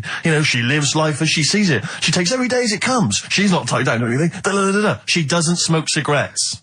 Yeah. So it just says, don't smoke cigarettes. If you think she's cool. If you think all this is cool, then you probably won't want to smoke cigarettes. Exactly. If you want to be cool, then like Isabella or whatever. Except the thing with that is that people watching that, the youth watching that will go, well, Bill at my school, he smokes and he's cool. Exactly. Yeah. Well, this is the problem with it. Yeah. It's not that the impulse is wrong. The message is fine. It's just this thing I can't imagine those things ever working with young people. No. With youths. It's like when what was it? What it will do is that you'll get a lot of 13 and 14-year-olds sneaking out and getting a tattoo. Exactly. So the parents be going, I'd rather she smoked. Exactly. She might give that up sometimes. That's her life. She's got a spider's web on her face now for the rest of her life. Yeah, exactly. Yeah. But it's like, you remember that thing when they tried to get young people to vote? Do you remember that? Was it Rock the Vote? Was it called Rock the Vote? Was it people like Billy Bragg and people kind of... Yeah. I don't know who that appeals to. I don't know, some youth is kind of smashing up a bus shelter, throwing bricks at old people. Goes, what's that, Billy Bragg? Billy Bragg, yeah. I just can't, I don't believe it ever. I think it was Mick Hucknall was another one. What's that, Mick? Oh, dear. Well, I remember the ones where he just, if you were going to go off with a stranger, your cat went, well, don't. Yeah. Ask mummy first. Yeah. And I remember I was trying to jump in cars left, right and centre, but my cat, when I was like 5 or 6, would go, and I go, good point. Yeah. You're right, he could be a nutter. But I seem to remember the Charlie's, the Charlie Says. It was Charlie Says, wasn't it? Yeah. Charlie Says. Charlie Says. I always find them really unnerving. He lived in that really eerie kind of world where you never really saw anyone. Yeah, but it was very kind of, it was very eerie. It wasn't a very kind of comforting world. They hadn't spent a lot of money on the cartoon. No. No. But it was, I always got the sense with him that he was probably really quite lonely. But I like the fact is that he had a cat. Mummy was so pleased. But by the time I came out, they'd gone off and I missed the picnic. But Mummy was so pleased that I'd asked her. She gave me an apple. No, I think and Charlie got something he liked. He gets a fish. Yeah. Right. I was thinking, an apple? No, I seem to remember it being that... I'll get an apple anyway, get me some sweets. Yeah, or a tattoo. I always thought it was a con when your parents got you some clothes you needed for Christmas. I'm not falling for that. Exactly. I'd go, look, I'm getting the clothes anyway. I want battling tops. But the Charlie Says, I seem to remember when they asked him to go off for the picnic, by the time he'd asked Mum, because she was on the phone, I don't know who she was chatting to in the middle of the day, the kids had gone. One of her clients. Exactly. I seem to remember that he said, don't worry, he was fine because Mum took him and Charlie on a picnic. Not as good. Who'd rather go with your mates or with your mum on a picnic? And your cat. Yeah. I mean, I think they were friends. The Scotch egg sinks a fish. Well, I had to bring it for Charlie. Don't bring raw fish in the picnic basket. I think they weren't friends of his. They were just local kids who go, let's go and ask that weirdo with the cat if he wants to come down the park. Let's go and ask the weirdo who thinks the cat can talk, yeah. and then run away when he goes to ask his mum. When he goes off to ask his mum, they're just going, ask your mum, ask your mum. Yeah. Hello, hiya. All right, we're the local lads, the cool local lads. We smoke, we got tattoos. Do you want to come and play with some puppies in the disused mine? Ask your mum first. Quick, run. Exactly. So he's talking to the cat. Look, he's talking to the cat. They were just round the corner spying on him. They were just laughing. There was no picnic. Did you ever go on a picnic, Carl? Was there places to go in Manchester, or was it like Quarryland mostly? The problem with those adverts, like when I was growing up, they'd sort of give you ideas, because remember the Charlie's one, right? And we were on holiday, right? And I met these two lads who are knocking about with like mates and that. And that advert came on, and we thought it'd be a good idea to wind his mum up, because this advert had just been on saying, you know, kids are going missing in Wales, right? Yeah. So we said, oh, this will be a good laugh. We put the kid in the wardrobe. His mum came back from shopping. We said, oh, he's gone missing. We haven't seen him for hours. That's terrifying. I know. That's appalling. How old were you? About 13. And what was his mum? She must have been. Yeah, she was going mad, and that's when we thought, oh God, we've gone. Will we say anything? Will we pretend we don't know where he is? Oh, in the wardrobe, he'd suffocated. Yeah, that's horrible, Carl. I know, but Such it's a just cruel what you do, thing. isn't it? It's just what you do. Well, no, you do. What do you mean? It's just what you do. So what was it? Was he in the wardrobe? Was he listening to this? Why didn't he go, Mum, it's all right, when he heard her crying? No, she wasn't crying. She was just panicking and like screaming a little bit and that. Screaming a little bit. Okay, we'll tell her when the screaming starts. Exactly. Yeah. And then what's the other thing? Like on the same, like, you know, all this was going on when I was growing up. And one time we're on holiday, and my mum says, right, if you're going on the beach, it's a big beach. But, you know, if you're going to go out and play there, I need to know where you are. So where are these bells? Where this cowbell round your neck? She gave me a balloon. Good idea. A balloon. And it just, you know, sort of attached to my arm, so wherever I was playing in the sea and that, you can see the balloon and that. Brilliant. But then the problem was, everyone else thought that's a good idea. Cool. And it was just like loads of kids with balloons and that. Oh, I ruined it. So that didn't work. Yeah. Had to bin that idea. Weren't you in a car park once? Oh, no. It was New Year. And we were all gathering up. You know, like in Trafalgar Square at New Year, everyone gathers and they have a big kind of party and stuff. Well, in Bristol, they do something very similar on a smaller scale. And I was there one New Year, I was with my friends, and I for some reason I picked up a balloon during the evening. You know, I don't know where I got it from, but I was holding this balloon, and these girls came up to me, and I thought, yeah, nice, you know, maybe a little New Year kiss. They came up, they said, hey, are you going to be here for a while? And I said, well, yeah, I probably will. They said, it's just that we've arranged to meet back at you at midnight. What do you mean? Because I was so tall I had a balloon. I was towering above everyone else. I said, what? I said, we're going to meet back at you at midnight. They said, don't worry, you can go about your business because we can see you wherever you are. This is where Nelson's column is. No. No, this is in Bristol. Oh, right, okay, yeah. And so I'm sort of wandering around, and then at midnight these two girls turn up again, and some of these lads come and meet them, and they're sort of laughing and joking. I'm thinking, oh, they're probably going to invite me back to a party. I watched them get in a cab. They went off. They had a wild night. But then I did have a balloon, so it was a great New Year for me. I did have a balloon. Oh, should we have a little bit of Tupac?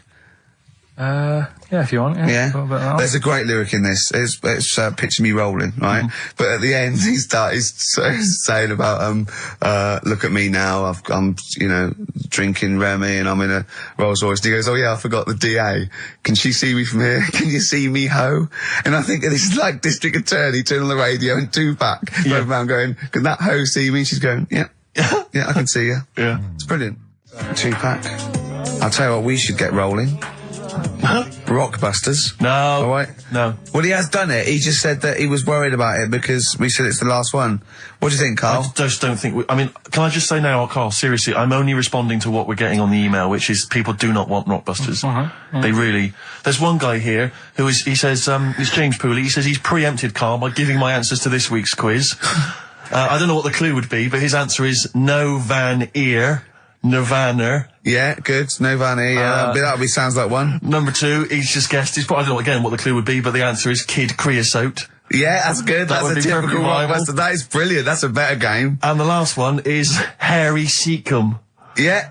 Yeah, that'd be good. So, I mean, maybe we should reverse it so people and we have to come up with the clue for them. And we win the prizes. Yeah.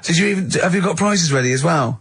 It's all there, but... Oh, I feel sorry for him now. What the prizes would have been. I'd rather just give them away to the first person to email in, frankly, than have to go through the torrent of Oh, Rockbusters. God! Look at Carl's face! I wish you could... Oh, can't we get this on telly just for Carl's face? Hey, I'll tell you what we could do, Steve. You know, like Smiley Miley and that used to take the Radio 1 Roadshow out? Oh, man, that would be amazing. Come on. Should we take it out? Hello, Bournemouth. Yeah, how many miles have I done? Don't care. No, should we do this? How many miles have we done? Well, XFM's down the road. Yeah. 1. Yeah. Should we take it out the road just so they can see Karl Pilkington? To be fair, though, I mean, you're not really keen to leave W1, are you? Well, we wouldn't. Right, so where exactly would we take the roadshow? We'd do it outside. Outside the building? Yeah. Right, okay. And what would we do? It's called a roadshow because it's in the road, I imagine, isn't it? And we'd give away T-shirts? Throw in T-shirts, and then we'd have a band. We'd have band playing. What was that band playing tonight? I forget, something Diesel, was it? Yeah. See, instantly forgettable. I mean, that was my point, really. we could have them on. Yeah, great. Yeah. We'd get a couple of celebrity pals down. Someone from Big Brother 2. That would be ideal. Well, Josh, the other little gay fella. Yeah. He'd come on, just wave. Yeah. I'm beginning to like the idea. Yeah? Brilliant, yeah. So we'll have Josh, something Diesel, we're playing the Bull and Gates tonight, whatever it is. Yeah. Right, I'll throw out some T-shirts. Yeah. And then Karl will do a live Rockbusters. Yeah? Well, I don't know. Do you want it? I just think that ruins it slightly. It would just bring the whole afternoon down, Rick, I think. We get it sponsored by someone. Yeah? No? Well, I'm just trying to inject a bit of... Read the prizes, what they would have done. There's a PlayStation game here. I guess it's maybe not been released yet. It's a little demo of that. What's this? The American Song Poem Anthology. I don't exactly know what that is again, but lots of songs on there and a couple of compilations, arbitrary compilations, the Club Anthems compilation, the best summer holiday album ever. Wow. There again. You've certainly sold it to me, Steve. The best air guitar album again. Brilliant. And an old edition of Only Fools and Horses. So, you really haven't put the effort into the prizes, Karl. So if that's the prizes, if that's the whole point of the competition, and they're the best prizes you could conjure up, in God's name, how bad are the clues this week? That's why he doesn't want you to do it, Karl. All right, we won't bother. Forget it. Doesn't matter. Good. Excellent. Well, that's resolved. Brilliant. That's excellent. What we have got, though, is Educating Ricky, haven't we? Well, another one of my little things. Oh, it's brilliant, then. So how long's this going to last before you want to get ditched this? Well, we'll see. A couple of weeks. It's not like that, Karl. It's all one. It's one love, man. We're on the same team, man. Yeah, we're just one voice, man. One true voice. Like those lads. Yeah. They could play. Right, well, the Educating Ricky, They could play. Well, why don't we play a record and come back with Educating The Ricky? Wind, Cat Stevens. We need to get the jingle queued up as well. Yeah, I'll get the jingle queued up. No, yeah. I haven't got Neil Young lined up yet. No, not you, Cat Stevens. I gave it to you. I know, we're not playing that yet. Can we just play a record? No, This I is just told you sounding to. rubbish. Well, I This is told you squabbling. to. See, so why aren't you playing the record I told you to play? Because we've just had something chilled, right, from Tupac. Let's lift it up a bit now with a little bit of blur. Right? Come on, play it. Oh, I'm not sure. I just have. Crazy beat there on XFM 104.9. Right, we're gonna do Educating Ricky instead of Rockbusters. Incidentally, on the subject of Rockbusters, we've just had an email from Phil. He says, I could do with this week's rather shoddy array of prizes, as I'm doing a car boot sale tomorrow and need a bit more tat to fill the table. Probably send it through. We might as well do it anyway. Yeah. But Educating Ricky, it was a feature. Well, actually, about a year ago, I started a feature called Educating Karl, because we found out he had 1 E at O level at history. And I'd educate him on things like Rasputin, things that I thought he'd be interested in, you know, Winston Churchill, some of the greats, some scientific facts. And then I said, it's your turn, and he started telling me about people born without legs. Some people have got a funny eye. There's a woman whose tongue's longer than her arm. And really, you know, turning the screw on education. Yeah. So I don't know what he's got for me today. Maybe a dog born a cat. Let's have a look. We've done that one, we've done that. Is there, because often we should point out there's sometimes a crossover between Educating Ricky and Cheeky Freak of the Week, just in terms of subject matter. Yeah, so we've done Cheeky Freak of the Week, we've done all the freaks. What have we done with the Freak of the Week? There's a dog. There was a woman that had the back legs of a dog. What was last week? it was the girl who was born with 4 eyes, 2 mouths, and 3 legs. Sure. You weren't that impressed. I thought if we've got to that and it's not impressing you. Let's we are a spin that. tough Let's audience, spin it. I Let's admit. spin it. Let's move on. Is there a jingle for Educating Ricky? Educating Ricky. Oh God. You've told me Educating Ricky. Very similar to some of the other jingles I've done. Well, they're made by the same people. Yeah, yeah. Right, Okay, what have you got, it's just, I mean, Educating Ricky is just stuff that I learn in the week, and I think that's interesting. I keep it up here, and then I share it with you, right? And, some interesting stuff. One of them, right? Mount Everest. Go on. I need more. Right, well, there's a problem, Yeah. because people are leaving rubbish up there and that. And, like, people, whoever owns it is saying, he's saying, forget this. They're leaving a mess and all that. But do you know why it's called Mount Sorry, Everest? what was that? That's one, is it? That's one. There's rubbish on Mount Everest. No, How many people go up there? Are we that's talking about people dumping old tellies and washing machines? Who's fed up? The Yeti? What are you talking about? No, I mean, that isn't what I'm educating you. I'm just telling, this is part of the story. I'm just telling you. It's just a bit of context for you. Like, they're leaving loads of rubbish up there. Well, they're not leaving loads of rubbish up there, are they? No, they are. They're apparently. Not it's like right prams and washing machines and seagulls flying everywhere. I don't know. Anyway, Oh. But anyway, do you know why it's called that? You know why it's called Mount Everest? why it's called Mount Everest? I know the mount bit. It's because it's a large mount, and if you climb it, by the time you get to the top, you need to have a rest. And that isn't the educating bit. I'm just telling Well, it's you. not true. Well, we'll leave that. Well, right? no, Carl, in the name of everything holy, do you think that anyone named it because you have to have a rest when you've climbed it? Well, we'll see. You'll see what people say on email. But Well, it's definitely not. But anyway, That- that's one thing that I kind of thought, that's interesting. I'll remember that. I'll teach Ricky that, so you've learnt that. Right, now, are you familiar with this thing that they can do if you're dead, right? No, not if you're dead. It's like if you're ill and you know you're going to die, right? I don't know what this is anymore. Extraordinary. Have a rest. Extraordinary. Himalaya. What? Listen, this is an interesting fact. Come on. If you're ill but you know you're going to die, Yeah, you can have this thing done in Detroit where you get put in a fridge, right? and if they work out, you know, what's wrong with you in 20 years' time, they go, right, that fella is in the fridge, he had that, we can sort it, let's get him out. And they sort you out. Yeah. Is this the first time you've come across this idea? Yeah, I read it the other day, I didn't know I've about never it. heard of this before. It's called It's cryogenics. cryogenically preserved. Good, innit? They put you at sort of like sub-zero temperatures, so stop all cellular activity. So do you stop aging at that point? Yeah, it's suspended animation. So, well, what's the law on it, right? Because say if I had something, right, Yeah.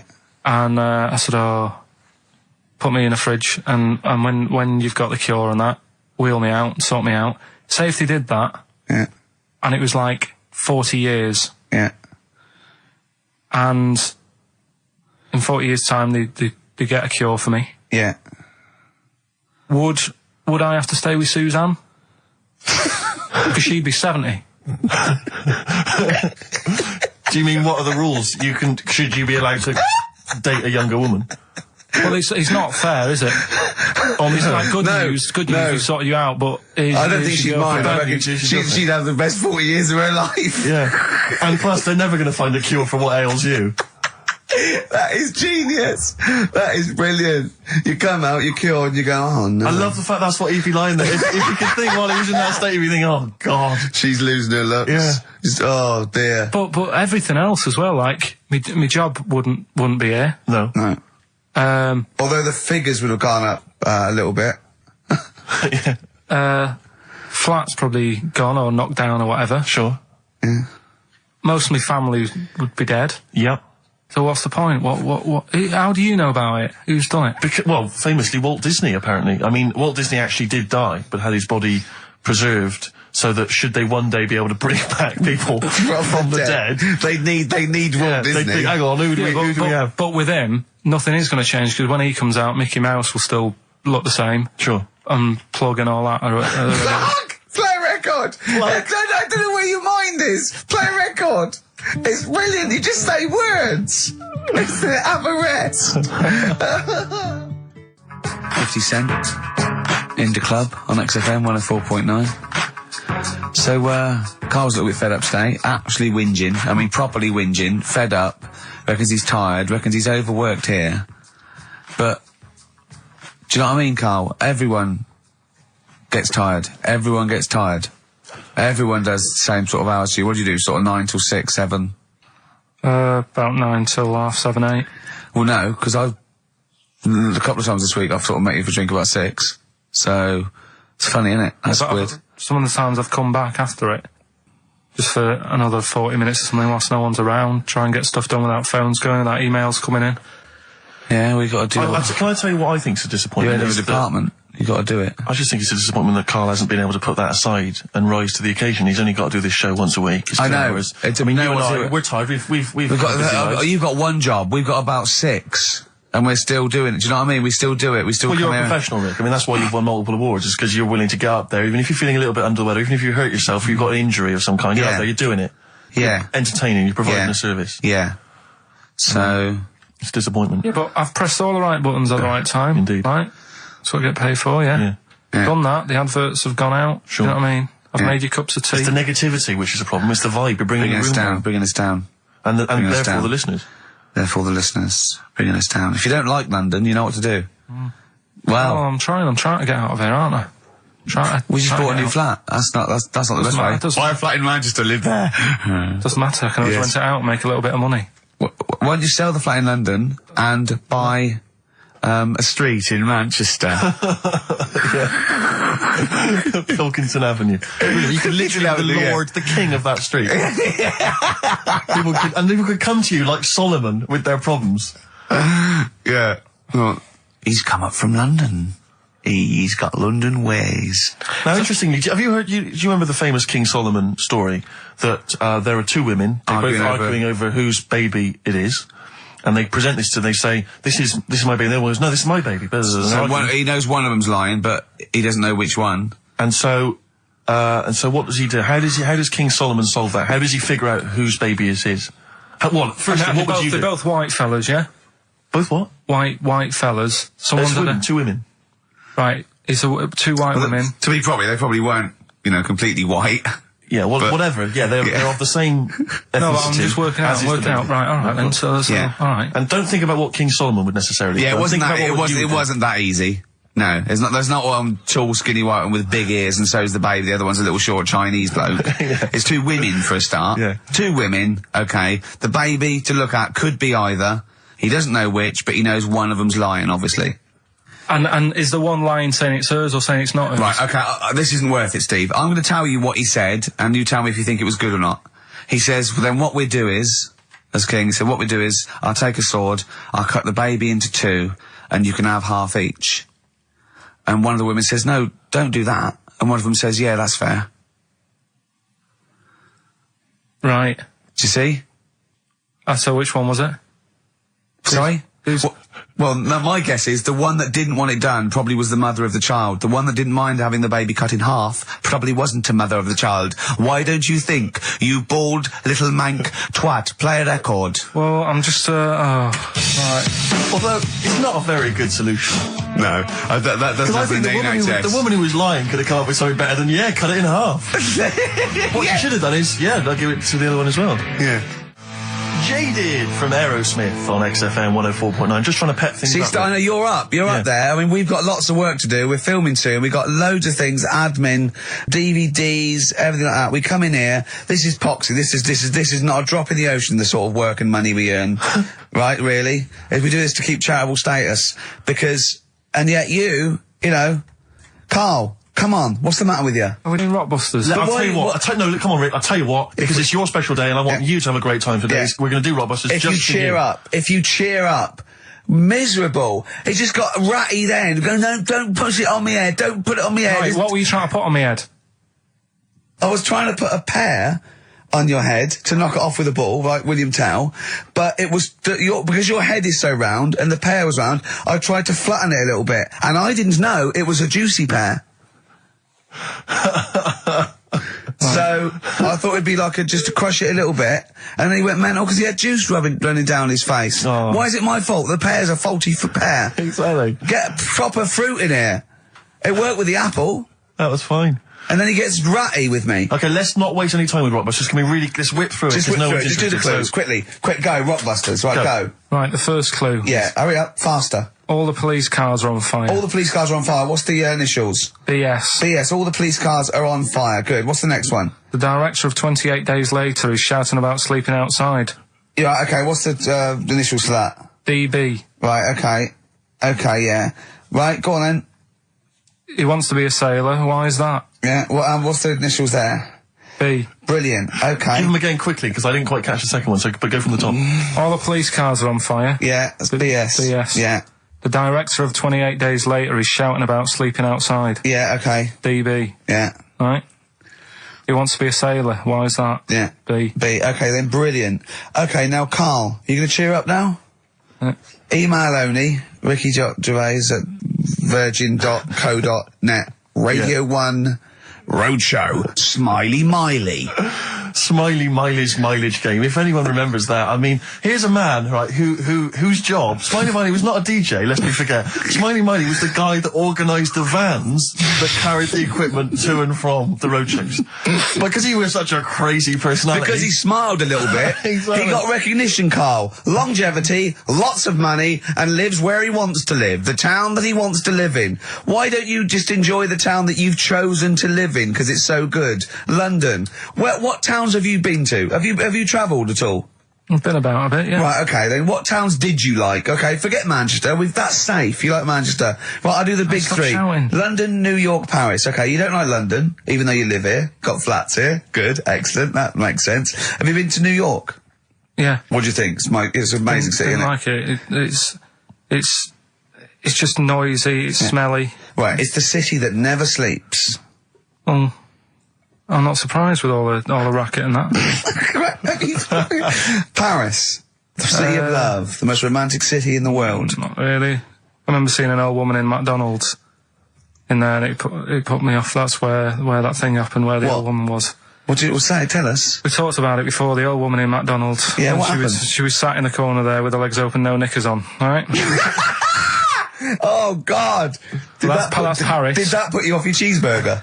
Next city. Where next? Have you been to, I don't know, the most beautiful city, Venice? Yeah, I've been there. Yeah. It's good? No. Why? Because they sell it to you as if it is a romantic city. Where did you see it? Sold? No, I saw it on when I was growing up. Right, remember 3-2-1 with Ted Rogers? Yeah, of course, Right, it used to be Dusty one of did. the star prizes on there. Right. And they'd say, "Let's show you the video. Let's see what you're going to. Let's see where you're going to be loving it Yeah. for a couple of weeks." And they'd show you this scene Yeah. of like the gondolas Yeah. and all the city lit up at night, Yeah. like Yeah. a man and woman sat on a boat loving Yeah. it and stuff. Yeah. I went there, bin bags everywhere. Play a record. Yeah, it's a mess. Play a record. It's London, That is flooded. Wish You Were Here with Karl Pilkington. All right. Is London flooded?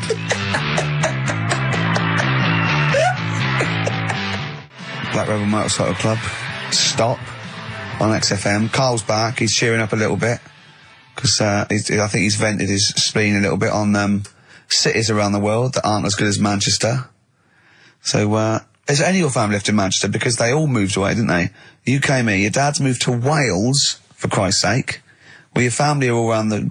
Brother joined the army. Get anywhere. Just take me anywhere. I don't know where he is. His sister's moved away. So no one... Ireland. Yeah. Yeah, there you go. You see?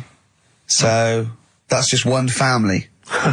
That's one family who love Manchester. Exactly. All right? Tell you what, Steve. Go on. I did find out in the week. Yeah. World record, right? Person with the longest trump, With the longest what? wind, fart, Right. right? 2 minutes 42 is the world record, Okay. right? Well, I'm immediately thinking about a relative of yours who I'm sure did longer than Who that. still lives in Manchester. Auntie Nora. Now, Auntie Nora did it for how long? 5 reportedly minutes, wasn't it? starfighter for 5 minutes, but unfortunately she was the only person in the room. Whereas I think which one's alive, Ross or Norris McWhirter? I don't know, actually. He has to be there. Yeah, I think he actually has to. He'd have to be there. Would you want to be there? Well, he'd have sort of equipment, looking at his watch, going, finish, you go, yeah, he goes, well, that was 4 minutes, Did she go from like a size 10 to a size 6? Did She show some old dresses. like a hovercraft. Exactly. In a big dress. Yeah, Just yeah. slightly off. Yeah. So, it has to be invigilated. But again, you know, how was the Guinness Book of World Records one invigilated? I mean, who was supervising that? Who was He said, monitoring that? I can fart for 2 minutes. They went, well, we've got to see this. Went round. And, he just probably let it rip. It's probably circular breathing. He's probably sort of sucking in air and swallowing it as he's going. And it's a continuous one, isn't it? It's not like, yeah. I mean, it said, you know, that's how Nora's happened. Me Auntie Nora. She had a little bit of wind. It went on for like 2.5 minutes. Sure. That's when she called me ma'am. As it was still going on. And said, there's something not right here. I'm And, leaking. She said, oh, can you send your dad round? You know, my dad. Yeah. Sent to me ma'am. With a cork. And, With a lighter. I think this would be the best one I want ever. to show the kids something. he said, I'll be there in a bit, get the windows open. But what it was down to, because I was talking to Is my she mum the and one dad with the about split it. tennis ball?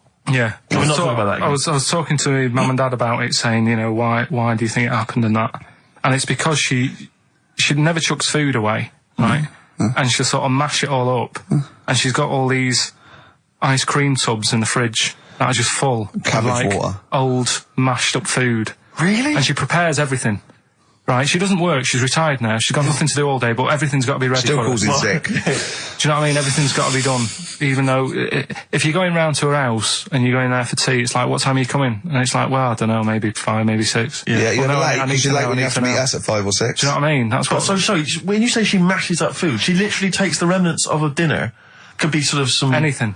And just smashes it all up into a... Yeah. And then what does she do with it? Put it in the fridge, and she's got it in the fridge, it's like January, February, March, she's got all these ice cream boxes that are just full of... But she doesn't... She reheats it and eats it. Oh, then she, puts I it in thought the she was pan. just keeping it as a No, no, no, souvenir no. of each meal she'd had. No, put it in a pan, warm it up. Oh, that's and that's what it grotesque. is, it's just... A lot of vegetation, is it? Yeah. Why has it only happened once, or does she save it up once a year, just let it go? I don't know. But she is mad, Yeah, she sounds potty. She doesn't answer the phone anymore in case there's a burglar. Checking if she's in. It's like, well, answer it, and then they'll know you are in, and they won't come round. Yeah. Mental. Well, they can't be sure then, can they? What do you mean? Well, if there's no, I go, well, maybe it's someone just... They are in, but they're hiding. Whereas if Auntie Nora goes, it's Auntie Nora. We can she'll be farting. We can sneak in when she does a loud one. Because we'll be aware of the telly. What's stopping it? It's got a valance round it. It's got caught on the cat. So, have we got a recap on Rockbusters anyway? No, just has anyone got the right answers? Has anyone got the right answers? Let me just check here. Here's one from someone who just says, he's given an answer.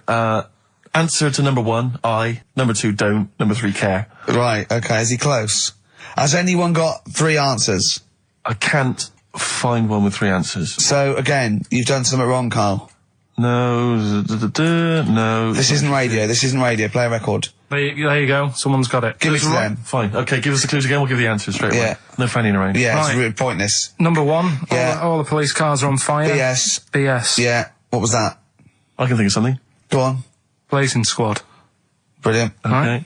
Right. The director of 28 Days Later is shouting about sleeping outside. Yeah. That's Dan Yell Bedingfield. Right? Danielle We never- Bedingfield. Right, we'll never let him do this again. I told you I washed my hands of it. I know, but I Why just did you thought... let him? Why do you... Because he was grumpy. But this is what happens. Look what's happened. Danielle Bedingfield. That's what happened. The director of... So Danny Boyle, so Dan, right, all that for Dan, but shouting about being... Dan Yell Bedingfield, right? What's the last one? He wants to be a sailor. Why is that? Yeah? Beyonce. What does that mean? Beyonce. He wants to be on the sea. Play record. You're never doing it again. You I just can't- signed your death warrant. What have we You're done? never doing Rockbusters again. And if Monkey News is about, they would ban that as well. We've And we're unleashed it. serious this time. So Joe in Catford. Stuff off to you. Oh, I can't believe what we've done. He's even doing the shout out. There you won. Well done on that. What have we done, Rick? What have we done? World party, is it like today? Still to come. We've got monkey news, is that right? Yeah. Yeah, we're guaranteed monkey news. But I tell you what, I know, I can look, the look in your eye. You Rick, know tells what I me want? everything. Just play some. Adverts. There's a little sailor fella. He wants to, join the Navy. Why? Beyonce. Knowles. Is his surname? Yeah. Midshipman Knowles. Now, Carl, we're going to do another edition, I think, of Wish You Were Here, because that really cheered you up, didn't it? So, Where else you been? Have you been, you've been around Europe, haven't you? You've been to any hot country? You've been to Greece? Turkey? Done Turkey, yeah. Yeah. Been to Turkey. Little fellas. Little midgets working in the canteen in the hotel I was in. Okay. Astley and Suzanne as well. Okay. Have you been to Scotland? Once for the Edinburgh Festival. Go on. That's where I looked out of my hotel room, saw a traffic warden putting a ticket on some bin bags. Brilliant. Because they'd gone into the road. So that's Turkey, Scotland.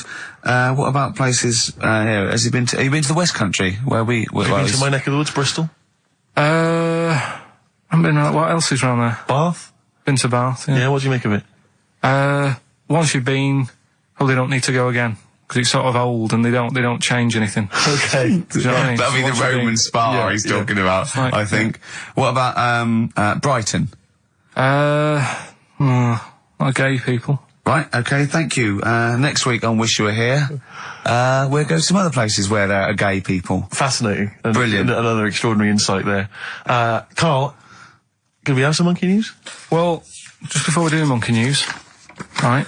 Can I do a little psychological test on you? On me? Yeah, Okay. it's brilliant. This someone emailed it in. Brilliant. Right, little story with a question at the end. Okay. Right.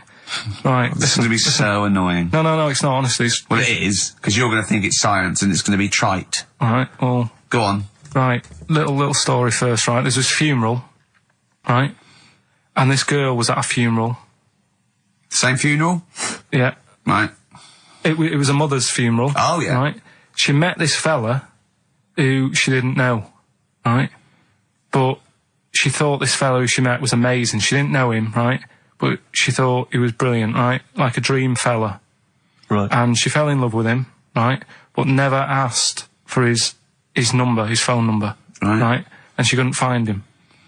Now, a few days later, the girl killed her own sister, right? Yes. Question is, why did she do that? Okay, well, it's one of those stupid things then, isn't it? So it's not logic, it's what am I thinking? No, it's not. Seriously, it's a proper, it's proper real mental logic. test. It's a proper mental test. A mental test. It is a bit mental. So you understand the story, yeah? Kind of. Let me just get it right. So there's a funeral. A girl goes to the funeral of her mother. Yeah. She meets the guy, or she meets the guy at the funeral. She meets the bloke. He looks all right. I fancy a bit of that. Right. Has a chat with him, Yeah. but doesn't get his name, doesn't get a phone number or anything. So to cut a long story short, the things are asked, right? So the reason she kills her own sister, is this something to do with finding out something about the man she met? Well, just answer the thing. Just why do you? Oh, okay then. I'll answer it then. She went mental. He was a spy called Derek. What do you mean, just answer it?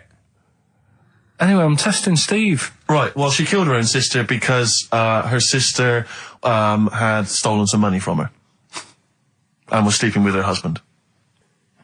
Is that it? Well, That's an answer. It's an answer. It's an answer. What's the answer on the paper? So, Well, come on. come on! Well, the answer is No, an answer is... that she was hoping that the guy would appear at the funeral again. He'd go to the funeral. Right, that's not a proper psychological test. It is, It's it one of says those here. stupid little shitty things. It says It's here. like a man goes into a field and dies. Why? His parachute didn't open. That's what I'm thinking. I'm surprised you learn anything. Oh, Honest to I God, love I'm that. surprised you Romeo learn and anything. Juliet. Oh, Juliet's a fish. It said she was hoping that the guy would appear again at the funeral. If you answered this correctly, you think like a psychopath. This was a test by a famous fella, right, who used it on killers, and most of the killers got the answer right. Did you also think that? Was that the answer that you gave when you first read it? I didn't know. But I wondered what you would have got. Good, so that's proof that I'm not a psychopath. But that's the point. But it's a psychological test for looking at something very, very specific. What's up with that? Well, what was the best that could happen? That he'd got it right, so he is a psychopath. What annoys me is you're not happy with that test, but before you wasted 3 minutes trying to balance a pear on my head. What were you getting out of that? Let's play a song and have some monkey yourself again.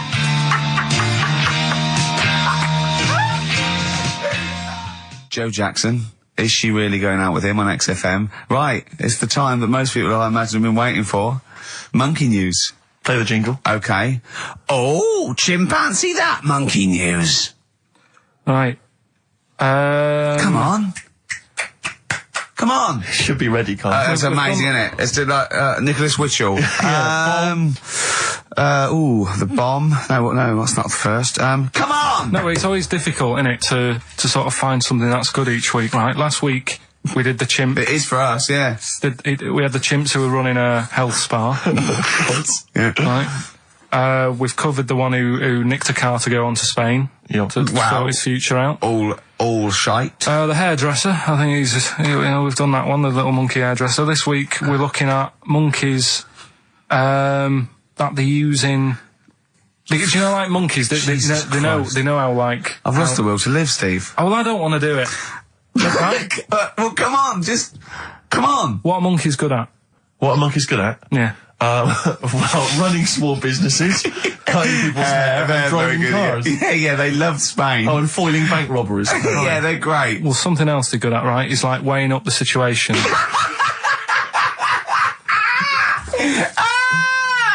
Oh, God! If you stick them in like a field with loads of like obstacles on it, right, they're good at sort of, I can get over that, and I climb over that, I'll swing from there to there, that sort of thing, right? Okay. So the people in charge of somewhere, I've thought... somewhere! Come on. I've thought we can use that skill, right? And what they've done is they've got a load of little monkeys, right? They've given them an IQ test. Yeah. And the ones that score above 80, right? Get to produce this show next week. Join the army. Right. How do they join the army and what do they do? They just, what they do is they set little obstacle courses up for them. They do that. They do a cross-country run. They do, the IQ test. Run? Yeah. Okay. And then once they've done all that, they make them a little uniform. Made to measure little uniform. Slightly longer arms, shorter legs than usual, yeah. Yeah. And, basically then they taught how to use a gun and that sort of thing. Yeah, of course they are. You're talking rubbish again. This came through literally, pretty late on, so... So you've not had a chance to incorporate all the facts, as usual? Just have a look. Right, it's the bit I'm looking for is, well, A, why they're doing it, why are they doing it? Yeah. Why do we need monkeys in the army? And secondly, why are we giving them guns? I'll just check to see if any of that I love that we only let gays in recently. Yeah. Talk amongst yourselves. Yeah. Just have a look. I can't read it. There's too much pressure. Well, it's rubbish. But it's rubbish. They don't get. It's the way that there are things. There are animal cores, right? There are horses. There are dolphins, sea lions. There are lots and lots of animals in the army, but they don't have to pass an obstacle test as such, and they're not taught to fire guns. We'll You've straight away assumed that there's going to be loads of squads of men and then just one little monkey in the middle. Like, he came second on the test. He's in, boys. What do you think, Steve? You've read it? Well, as ever, Carl, this is an arbitrary email sent by one of our listeners. You know what Ricky and I think of them. and so we're not really basing this on hard evidence. We're basing it on the ramblings of one of our listeners. Rubbish. Once again, lazy, rubbish, uncorroborated, nonsense. The stupid test that you got wrong. Rick, that sounds like monkey news to me. I wanted to play those adverts for you on XFM 104.9. Well, that's about it. We've had some tears and laughter. I mean, the only real thing that we learned from today's show that's corroborated and is absolutely true is that, remember, Mancunians take off more sick days than any other area. 11 days per year compared to sort of like 8 Liverpool. And from that we extrapolate, do not trust Mancunians. Well, I'm not saying that. I think that's a bit harsh. I'm saying, make sure you get in writing that they're not going to have more than sort of like the average number of days off per year. Yeah. Or if they start taking loads off, fire them. Yeah. Do you know what I mean? All right, Carl, we've had a good day? We're going to end with a beautiful song, aren't we? Just to show we're all still friends. To Jimmy Webb and his version of Galveston. See you next week, I guess. Bye. Well, here we are again, XFM, on a Saturday. Just gone 1 o'clock, Steve, if I'm very much mistaken. But we're not here, as such. We're away again, gallivanting around. We've got to do the special sort of best of again. Okay. Which we did a few weeks ago. So this is the best of the last 3 weeks. Which I think is, I think it's the best 3 weeks we've ever had. But I'd like it condensed into 2 hours. Yeah. Yeah. Some great music as well in there. Yeah, there'll be some great music, interspersed with fine chat that you've already heard. Yeah. Except this bit. This bit's new. We've actually, out of the kindness of our heart, we've come in last week. Yeah. Yeah. And we've done a few clips just because we felt a bit guilty about shooting off. Yeah, even now, having heard this link, I'm beginning to wonder if it was worth our time. Yeah. Well, should we play a classic link? Let's play, what, from the last 3 weeks? After this is Feeder. Alright, so, here's the first bit. Yeah, you might want to try and you heard about the hanging one when the fella was... Sorry, mate, go on. When the fella was hung. He was hung, and... Hung? Sorry, what's hung? He was hung by a rope. So, isn't that... No, I think it wasn't he, a Chinese emperor? And wasn't he hung? Yeah. He was hung. Some fella who'd done something, they hung him. And, they wanted him, I think. It's not a word anymore, he was hung. Look, don't be doing that again, because you said squoze wasn't a word, and then I showed you a menu today that someone sent, and it said fresh orange, squoze. Inadvertent commas, and next to it was the word colour, spelt C-O-L-O-R. So, presumably either the American menu, right, in which case there's loads of American words that we don't use, or it's just a badly typed piece of work. Anyway, there was a bloke that was hung. He was hung and that, but he didn't die. Hung on that, he was definitely a Chinese. Hung on that, yeah. I remember him now, yeah. He didn't die, and they said, just hang on a minute whilst we change the rope and that, and he stood there waiting, changed the rope. They tried to, do it again, and didn't work. It didn't work, right. So, they got another rope, right? Didn't work. And then they had to let him go, because it's like there's a well-known saying or something from this thing. Yeah. What do you make of the first genetically modified baby? Oh. Are you worried about this? Do you know what did they do? What? Let me see what it says here. Isn't it just choosing the, eye colour? Well, this is the concern, isn't it? That in the future you'll be able to decide whether it's a boy or a girl, how intelligent it is, what it looks like, is it handsome, is it ugly? Obviously, no one will choose an ugly baby, and so on and so on and so on. And so it means that where will it lead? Where will it end, Carl? Are you concerned? I've thought about this a lot. What will us three look like in the future if they're being, genetically modified beautiful people? What will we be like? How will we be considered in society? True, yeah. But we've talked about this before, haven't we? About the cloning thing. Yeah, that's a bit weird. Yeah. But I don't think it matters, because at the end of the day, right, you might look like some other kid, but it's the way you're brought up that will change your features and the way you are, your personality. If you lie, you get a long nose, don't you? Well, no, but listen, right, because I remember when we, I was growing up on this estate. This is going to be good. Go on. No, it's not. It's just an example of how this doesn't work. Go on. So we don't need to worry, sort of thing. Sure. Right? Okay. So I'm growing up on this estate, and there was this woman about 4 houses down, right, who's a bit rough. All right. Didn't fancy her. Oh God, no. Right, but she had a baby. Well, tell me about her first. I'm interested in this woman. Why was she? It was a very... Was it like being a man in a dress? I didn't grow up in a posh house or anything. And I'm not saying that if you live in a bit of a rough house, you're a bad person. What does she look like? But anyone can tattoos? Clean up. Look like Tony Green with a fag on. They didn't clean up much, right? Oh. Which, even if you've not got a lot of money, you can still try and make the place look nice. Yeah. Right? But she didn't, and a kid used to take a horse into the house. Sorry. Whoa, Neddy. What do you mean a kid used to take a horse into the house? Where did they get a horse? Must have nicked it from somewhere. Mustard on. You've seen horse in it? No. What, is that from outside the saloon round the corner? Yeah, was it just tied up with a bit of lettuce? Right? And, Oh, that's great. I'd Did been Big out. Jake come looking for it? I'd been out. Oh. Sorry, let me get this. This was before the lynching stopped or after. Where did he get a horse from? What do you mean you must have nicked it? His mum said, where'd you get that from? I bought it. All right then, but keep it out of the kitchen. I don't want you going cattling rustling. Where did he get a horse from, Carl? And how long did he have it for? Was he leading it or riding it? Mum, open the door, I can't stop. I can't stop it. Open the patio door as well. Looks like we got us a runaway. What do you mean? I don't know, but the thing is, they couldn't afford to buy one because they're not cheap. So I'm just guessing. Maybe that's wrong of me.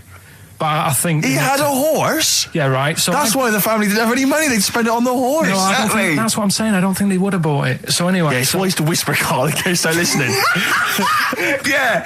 And They could be in the room next door. It's not buying it, it's keeping it as well. Oh. So I was like in the car with my dad coming into the avenue, and you used to have to drive down it to turn round. And, and you know, sort of go back to our house. You had the traditional method of transport. Yeah. And the horse was in the lounge. Reading a paper. Just like walking around. Oh, God!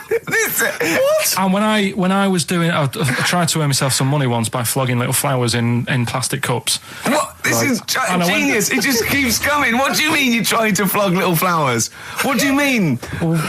Let's play a record. Let's play a record and come back to this. Wait a minute. It's going to just unravel and unravel. It's going to go for hours. Let's play a track, deeper Carl. and deeper. It's like an onion, isn't it? We've created a whole world here where there's a man living with a horse. Just walking around the lounge. I come from the West Country. I've never heard anything like that. I just think of a big sort of like orange carpet and it's got a rediffusion telly and this horse going, I'm fed up in here. Exactly. This is really... I am not taking the rubbish out again. Yeah. Right, play a record. Let's have Velvet Underground. We've got that lined up. Oh, yeah, the classic from the first album, I'm Waiting for the Man. Let's come back to the horse in a second. Little flowers in pots. What do you mean? Carl's found love on the street before, haven't you? How's it going with your bird, Carl? Are you married? No. How long have you been out with her? Been out with her? 7 years. Because, I mean, you're quite a simple man. Yeah. You're sort of a simple in a nice way. I mean, you're like Helen from Big Brother. Yeah, you're sort of nice enough, but I look normal. Well, yeah, you sort of do. But you could be one of those that just suddenly go mental with a pen. Yeah, do you know just what I mean? stab people through the eyes. Yeah, you sort of look normal. But if I wouldn't really want to wind you up to a point of frenzy. How did you meet your girlfriend? Through work. What, through her work? What, you phoned up and said... We worked at the same place. Oh, you're right. Yeah. You're quite an enigma, aren't you? Could you give us more on that? At work. You met her at work. What, she came in selling sandwiches? She was going through the bins outside. What do you mean you met her Why at are you work? having an attack on me? You're the one who's sad and lonely. Oh, he's done you again. Yeah, but what I thought was interesting was I just scratched at him and he just went mental. Yeah, no, it's like a bear caught in a trap. It's funny, isn't it? You'll never learn. No, I was just interested to find out what the story was, because it might be a really romantic story. Well, it's not. All right, jeez. I mean, the fact he doesn't want to talk about his love affair. I was thinking about you in the week, and like... Does it worry you? I mean, you sort of joke about it now, and we're talking about it in the office, you know, like, oh, is Steve really touchy about the way he looks? And, what's this? Where's that come from? He's done it again. He's done you again. I was walking home the other night, and I was thinking about it. And do you worry that when you're old, you will be on your own? You did start it, though, didn't you? Well, Carl, I'm glad you brought this up. because I mean, for me, you know, a lightweight, frothy entertainment show on XFM on a Saturday afternoon is exactly the place where I want to discuss the desperate, lonely future that's inevitably coming my way. Oh, God. I'll tell you what will cheer you up and forget all that. A bit of Embrace. Oh, one of the most hated bands. Placebo, Bitter End on XFM 104.9. This is pre-recorded. We recorded this a couple of weeks ago, before Christmas. I hope you had a great Christmas. If you didn't, not our fault, really, is it? Nothing to do with us. Wouldn't have thought we'd have. We're well of time because we've got plenty of cash now, thanks to a lot of you who probably bought the Office DVD. Yeah, probably got and that if you in haven't stock yet, and you've maybe got vouchers or money, still available. Still there in the shops. Still available. You can still make it the best-selling DVD of all time. Please do. Yeah. Please do. I'll tell you what you want to hear though before you make your mind up. I'll tell you what. If you like this next clip, go and buy the Office DVD. I think you will. It's a brilliant clip. It's the one where we talk about. Well, it's self-explanatory. Yeah. that blew me away, right? That the fact that he got the name, he got the number. Spooky bit, right? I'm walking home. I called you up a couple of times and I left a message on your phone because it was just amazing. Not only was he good at magic, but his maths was brilliant. No, well, that thing adding up to 42 was like, how did he do that? I mean, we didn't even make a big deal out of that. He said that to me. He said, all Carol Vorderman's got is the maths. Do you know what I mean? Imagine him on Countdown. Yeah. He'd even know what they were going to write down. Do you know what I mean? So a bit of a wasted talent. I should see him again about that. I think he's... So I get into my flat, right? And what they do in my flat where I live, they put the post in like these little pigeonholes. Right, and I don't normally check them out. I leave it for Suzanne to do, right? Sure. But this time, for some weird reason, I thought, right, I'll check it, see if we've got any posts. Open it up. There's only this. A letter for Miss Harris. Yep, there it is. Bona fide in front of us. A letter addressed to a Miss Harris. Well, does she live there? No, it's my address. She doesn't live there. Did she ever? Don't know. It doesn't matter. It's weird, isn't it? But we've never had. Normally, I think there was a guy who lived there called Yaki Shoki. Mr. 42. It was definitely wasn't an Harris, right? This is the first time we've had a letter for this woman. Yes. Right. But what are you claiming? Because Darren Brown himself admits that it is not paranormal, it is not supernatural, it is a trick. It's a trick. Is it? But he would say that, wouldn't he? Hitler said that. Play a record. Well, can we open this? No! It's illegal! No, but I'm thinking if it's a birthday card for someone's like 42nd birthday. Right. You can't open that letter. Go and put it back or you cannot open that letter. Why not? You can't open someone else's mail because you think Darren Brown's supernatural. What if we steamed it open and then resealed it? No one would know. It's only a letter. You can't, you can, but I don't want any part of it. Carl, I think you should open it. No, you open it. I'm not opening it. It's against the law. You should open it, though. We won't open it then. They won't send you to prison. Forget it. You'll get off. Cure? Yeah. Bit of cure? There's no cure, no. I'm looking... Well, I'm tempted to open it. Well, do you want to, Steve? There you go. No, I'm not going to open it, but I think you should, definitely. 6 Different Ways by The Cure from the album The Head on the Door. We've enjoyed that. Head on the door, Carl. Ooh, bit of a coincidence. Spooky, isn't it? It was only 4 weeks ago you were talking about a head and a door. Exactly. Has the door got a number on it? 42. Oh, dear. So we're not opening it? No. Well, I can't open it because as the producer, right? Oh, yeah, because your standing in society is such that they'd make a real example of you. Yeah. A producer of a tin pot radio show once a week.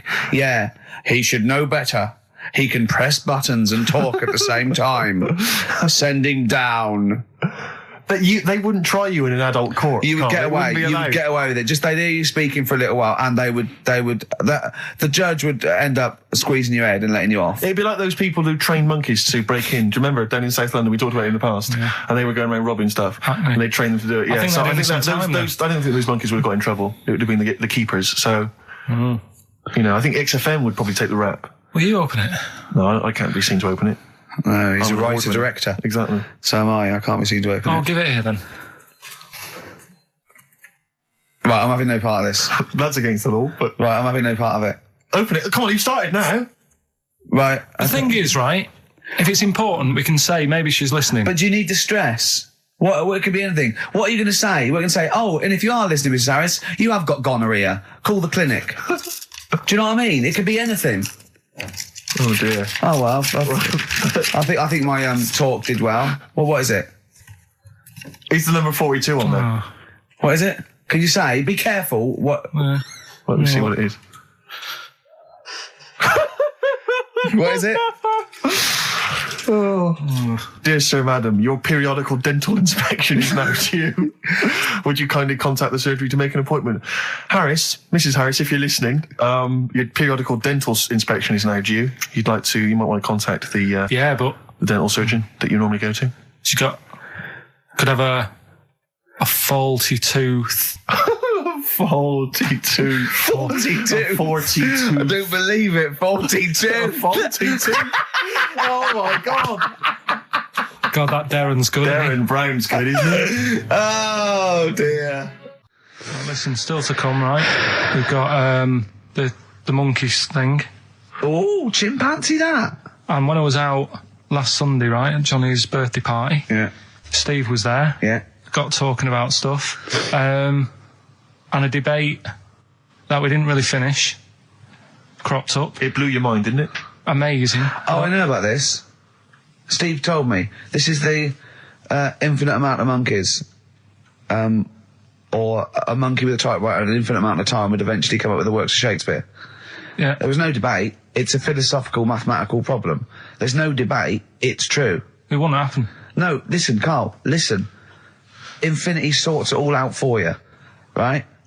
An infinite amount of monkeys at a typewriter, right? They do everything. They type everything.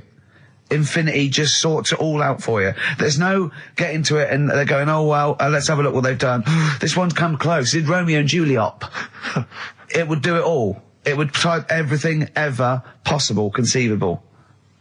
Yeah, but it's a mathematical Well, infinity. we've heard your side of the argument, Rick. And I'll be honest with you, it's a persuasive one. But let's hear Carl, because he heard about this in a pub last week. Yeah, so what's he's your got problem? some strong What's your ideas problem with himself. it? What's your problem with it?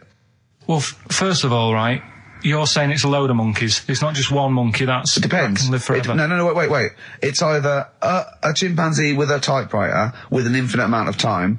He would eventually, by definition, mathematically, type everything ever possible. Okay, or it's an infinite amount of chimps with typewriters, and one of them will type it first time. But already, that's not right. You either need to have What do one you mean? monkey. What? You mean Let's hear his employment point. laws? He What do you mean can't- it's not right? Let's hear him out, please. If it's one monkey Yeah. with a typewriter that's got loads of ink in it and that, right? At least it knows what it's done in the past. It's not. Keep going. Crime. If you've got a load of monkeys, it's like if you have too many. What's that saying about too many chefs? Too many chimps spoil the soup. Right. Well, it's the same thing. It's like, well, I didn't tell you to put salt in it. I was going to put salt in it, and it messes it up. Whereas if it's just one, they know what's gone on. So what I'm saying is, honestly, leave him go. I can't be bothered. I want Steve. to hear. I want to hear the rest. This blows my mind. He doesn't know what this does to me. It's a mathematical problem. I want to hear the rest. well, it's just I just don't think it will happen. What do you mean you don't think it'll happen? Infinity works it out for you by definition. Well, what's stopping them typing the same thing again? They would. In fact, the problem should be if you had an infinite amount of time that it would type. It works for Shakespeare an infinite amount of times and everything else an infinite amount of times. But you know, that's not as. But not Shakespeare. Oh! Shut up! You idiot! Rick, do you know what he said to me? I said to him, I just explained it to him. I said, God. you've got an infinite number of monkeys, infinite number of typewriters. They will type the complete works of Shakespeare. He said, have they read Shakespeare? You're an idiot! Play a I said record. no. I'm not having this They're not doing conversation. it from I'm not memory. having it. I'm not having it because it really, really winds me up. But you're saying they'll do it with no spelling errors. Well, they do it an infinite amount of times. And they do it wrong an infinite amount of times. And they spell the last full stop wrong an infinite amount of times. And they get one thing wrong in Hamlet wrong an infinite amount of times. They do everything an infinite amount of times. But are they going off a story that they've... Play a record, Carl, because I'm going to knock you out. I'm just saying, Shut up! do they know the story? They're monkeys! Oh, Christ. No, Right, but- okay. We went. It was a great day, wasn't it? Brilliant round of golf. Absolutely brilliant. Such a beautiful place in Stoke Poges, like a really posh place. And are you a good golf player? Well, we'll get to that. Oh, okay. Blimey. Wow, he bought the shoes especially for it. Oh, We could brilliant. have- I'd love to have seen him in those little shoes. I know, and they were no good because they were metal spikes. We had to change them. He was annoyed straight away. He spent over £22 on these golf shoes. We hired a buggy that was brilliant fun. I was bombing along, wasn't I? I don't drive, but it was great on that buggy. Well, you've been on a buggy with me, and you were a bit Terrifying. scared. Yeah. What? I nearly killed us once. I was just taking banks and things, but you don't see sort of bunkers, and he'd scream and go, stop! And he'd put his foot down the brake, and then I reversed. At one point, he sort of did a handbrake turn next to the lake, and then we had to reverse, right? And you know, you just flick a switch and put your foot down. He did that without looking. I looked behind, there's a big oak tree there. He screams, watch the tree, right? He was so Dukes of Hazzard. and I kept jumping in and leaving him behind because I had to go to my ball. Because anyway, so the first shot, I got on my driver. I honestly did one of the best shots I've ever done. It went straight down. It was great. I thought, phew, got away with that because it's always the first one because it's a clubhouse and you want to look good. Yeah. So. He tees up, and I've been saying, buy some balls. He just got 6 balls. I was going, what if you lose me? I won't lose 6 balls, right? He tees up, right? Whacks it. It goes miles, like right angles, straight into these the woods, right? He turns around, he goes, go and buy some more balls. So I'm laughing because it's like impolite to laugh, but he broke the ice for me, and I was falling around. And then his second shot, I go, you know, you're off for 3 now. If you take another shot, he went, oh, right. So it's his third shot. He puts the ball down. He hits the ground before it and misses the ball altogether. And I was on my back, wasn't I? Unbelievable. Actually rolling about on his back. I was rolling about, and we were terrible. I went round 107. He went round in like 119 or something. Sure. It was just rubbish. How long did it take? 5 hours. Of course. And there was no one around, luckily. But it was fantastic. So then we go and have our meal. What annoys me, I said, right, I'll go for a run. He went, I'll have a bath. I said, I'll see you at 7:45. At 7:55, I have to call him. He's not ready, so he's let me down there. I can't stand lateness or laziness. You hate lateness. Yeah, and he's let me down. Do you know his excuse? He fell asleep in the bath because there was no light bulb. There's no light bulb in the bathroom. So instantly he fell asleep, and he was late. No, do you know what I mean though, Steve? If you're sort of like nice and warm and what have you, I was tired anyway. I've been stressed out for 4.5 hours, right? My life flashed in front of me a few times in that buggy. So it's all sort of wears you down a bit. I thought, right, I've got a headache. You're going for your run. I'm going to have a bath. I walk in, put the light on. For some reason it didn't come on, but I thought, it's all right. I'll just... you know, doesn't matter. You can have a bath in the summer, so it's light anyway. Well, there's no windows in the bathroom, so... Yeah. So you were in the darkness? So I'm in the darkness. I nod off because I'm shattered. He calls up, hassling me. So I said, well, it doesn't normally take that long for me because, you know, I haven't got, like, long hair. I've got a dryer and so I can sort of one wipe. Yeah, he's already 10 minutes late, though, when I called. Well, 10 minutes. 10 wow, minutes. this is late, next. Doesn't matter. Dinner wasn't until 7:15, so we had, like, another 20 minutes anyway, so it doesn't really matter. Yeah, but we said 7:45. So he's calling up, hurry up. So I said, yeah, all right. So I get out and dry and like my tackle and what have you. Calls back again 30 seconds later. You know? No, I don't. No? I don't like that. You're not going to do that, no. Give it a wipe. 30 seconds later, come on. So I end up going downstairs to the meal area, naked, with a wet shirt on and wet socks. I've got headache as it is. Meant to be a relaxing weekend. But anyway, so we have our meal, which is really nice. And then we're sitting in the bar. I'm having a cigar by the fire. Yeah. Like, we're having a rather nice Pinot Grigio. Yeah. He's there going, I've got headache. Is this 1955 that you live in? I know. Yeah. It's so right. We are knackered because, you know, he's not used to work. I've seen him moaning, falling asleep. He's not used to it at all. And you've been on your feet for over half an hour. Yeah, right. So, we didn't even walk around the golf course. We had a buggy. Yeah. It wasn't even exercise. That was Bowie and Waterloo Sunset. Love that. Love the original. Love Bowie. Bowie was my gig of the year. These are my singles of the year. These are our clips of the year. I'm Ricky Gervais, with me Stephen Merchant. We're just picking some lovely little bits and pieces. Do you remember when we talked about this? What was that one you told me about with the porn? That was a good one. Oh, this was fantastic, right? Right. There was this.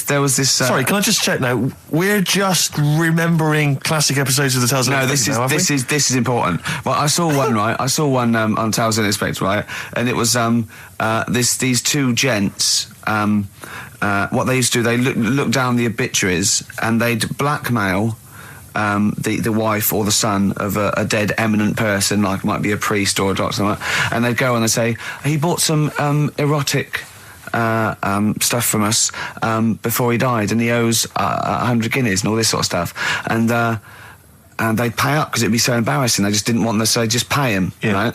And this one bloke said, who are these people? I'll meet with them. And he goes round there, and he goes round, and they go, your father, he goes, my father could not have bought any erotic material from you. They did it, he goes, he couldn't have, he's blind. Right, and that was the twist. And Carl went, so it was magazines, not videos then. Yeah. Now think about it, Steve. Is that so stupid? Well, Presumably it was set in olden times because people, professional pornographers don't tend to call it, erotic material. Yeah. They tend to call it, juicy jugs or whatever. But more than that, I don't understand how a video is going to be any use to a blind person either. I know that you can hear the sound, Carl. Look at you nodding like you caught me out. Yeah, what sound will you hear? Do. Your meter needs looking at? Yes. Cut. What's then? What's that? Then it's just noises, isn't Occasional groans. Yeah. Right. You could listen through the wall at your neighbours. He does. I mean, that's why I save a lot of money. But I thought you were going to point out, Carl, that they could have had a Braille porno. Now, have you thought of that? Look, feel the lumps on that. Exactly. Think about it, Carl. Think about it. You're excited now. Yeah. Your girlfriend's away, Carl. Yeah, but she's great as only under the cupboard. No, she's a good-looking lady. Yeah. 3 holidays Carl's had this year. Last year. Yeah. I'd love to have 3 holidays. You've got to start putting the work in I there. had 2 holidays then. No, you had 3 holidays. You went away with Suzanne and her parents. Yeah, well, that doesn't count. It does count. If you book 2 weeks off the firm, you go away and you go, how was your holiday? Go, well, it didn't really count. It wasn't a really good holiday. Can I have them days back, please? My New Year's resolution is to be nicer to you, but well talk done, sense. You've already broken that. No, but talk sense. Talk sense. You've had 3 holidays this year, and I'm just saying, you're in your 30s now, and 30s is when you should be really putting the work in. That's true enough. To reap the benefits in your 40s, 50s, 60s, 70s, 80s, 90s, and 100. Carl, what's your New Year resolution? What about think before you speak? It's worth. I mean, see, I'm allowed to laugh. I'm allowed to laugh at things other people say, Carl. That one, that is a good suggestion. How was your holiday, Carl? It was all right.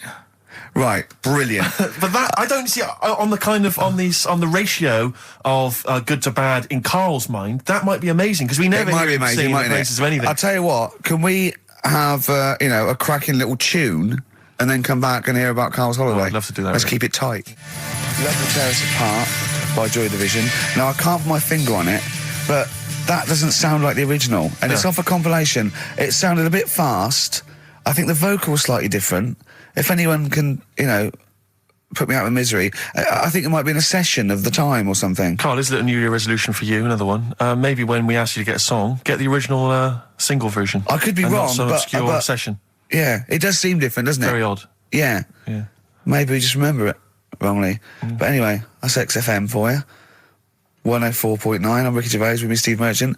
Karl Pilkington. Carl, you went to Lanzarote. Yeah. People said don't go to Lanzarote. They told you it was Lanzarote. They told you, were they right or wrong? We were right, yeah. Really? Yeah, it's a bit ropey, yeah. Is it? Why? Just, out there. If it wasn't for the volcano they had, it'd been knackered. That's their big draw, is it? That's it, basically. That's all they've got going for them. When you landed, was it really hot? Were you quite excited? You were thinking this is okay? It was warm. It's we can't complain about the weather. The weather was all right. Sure.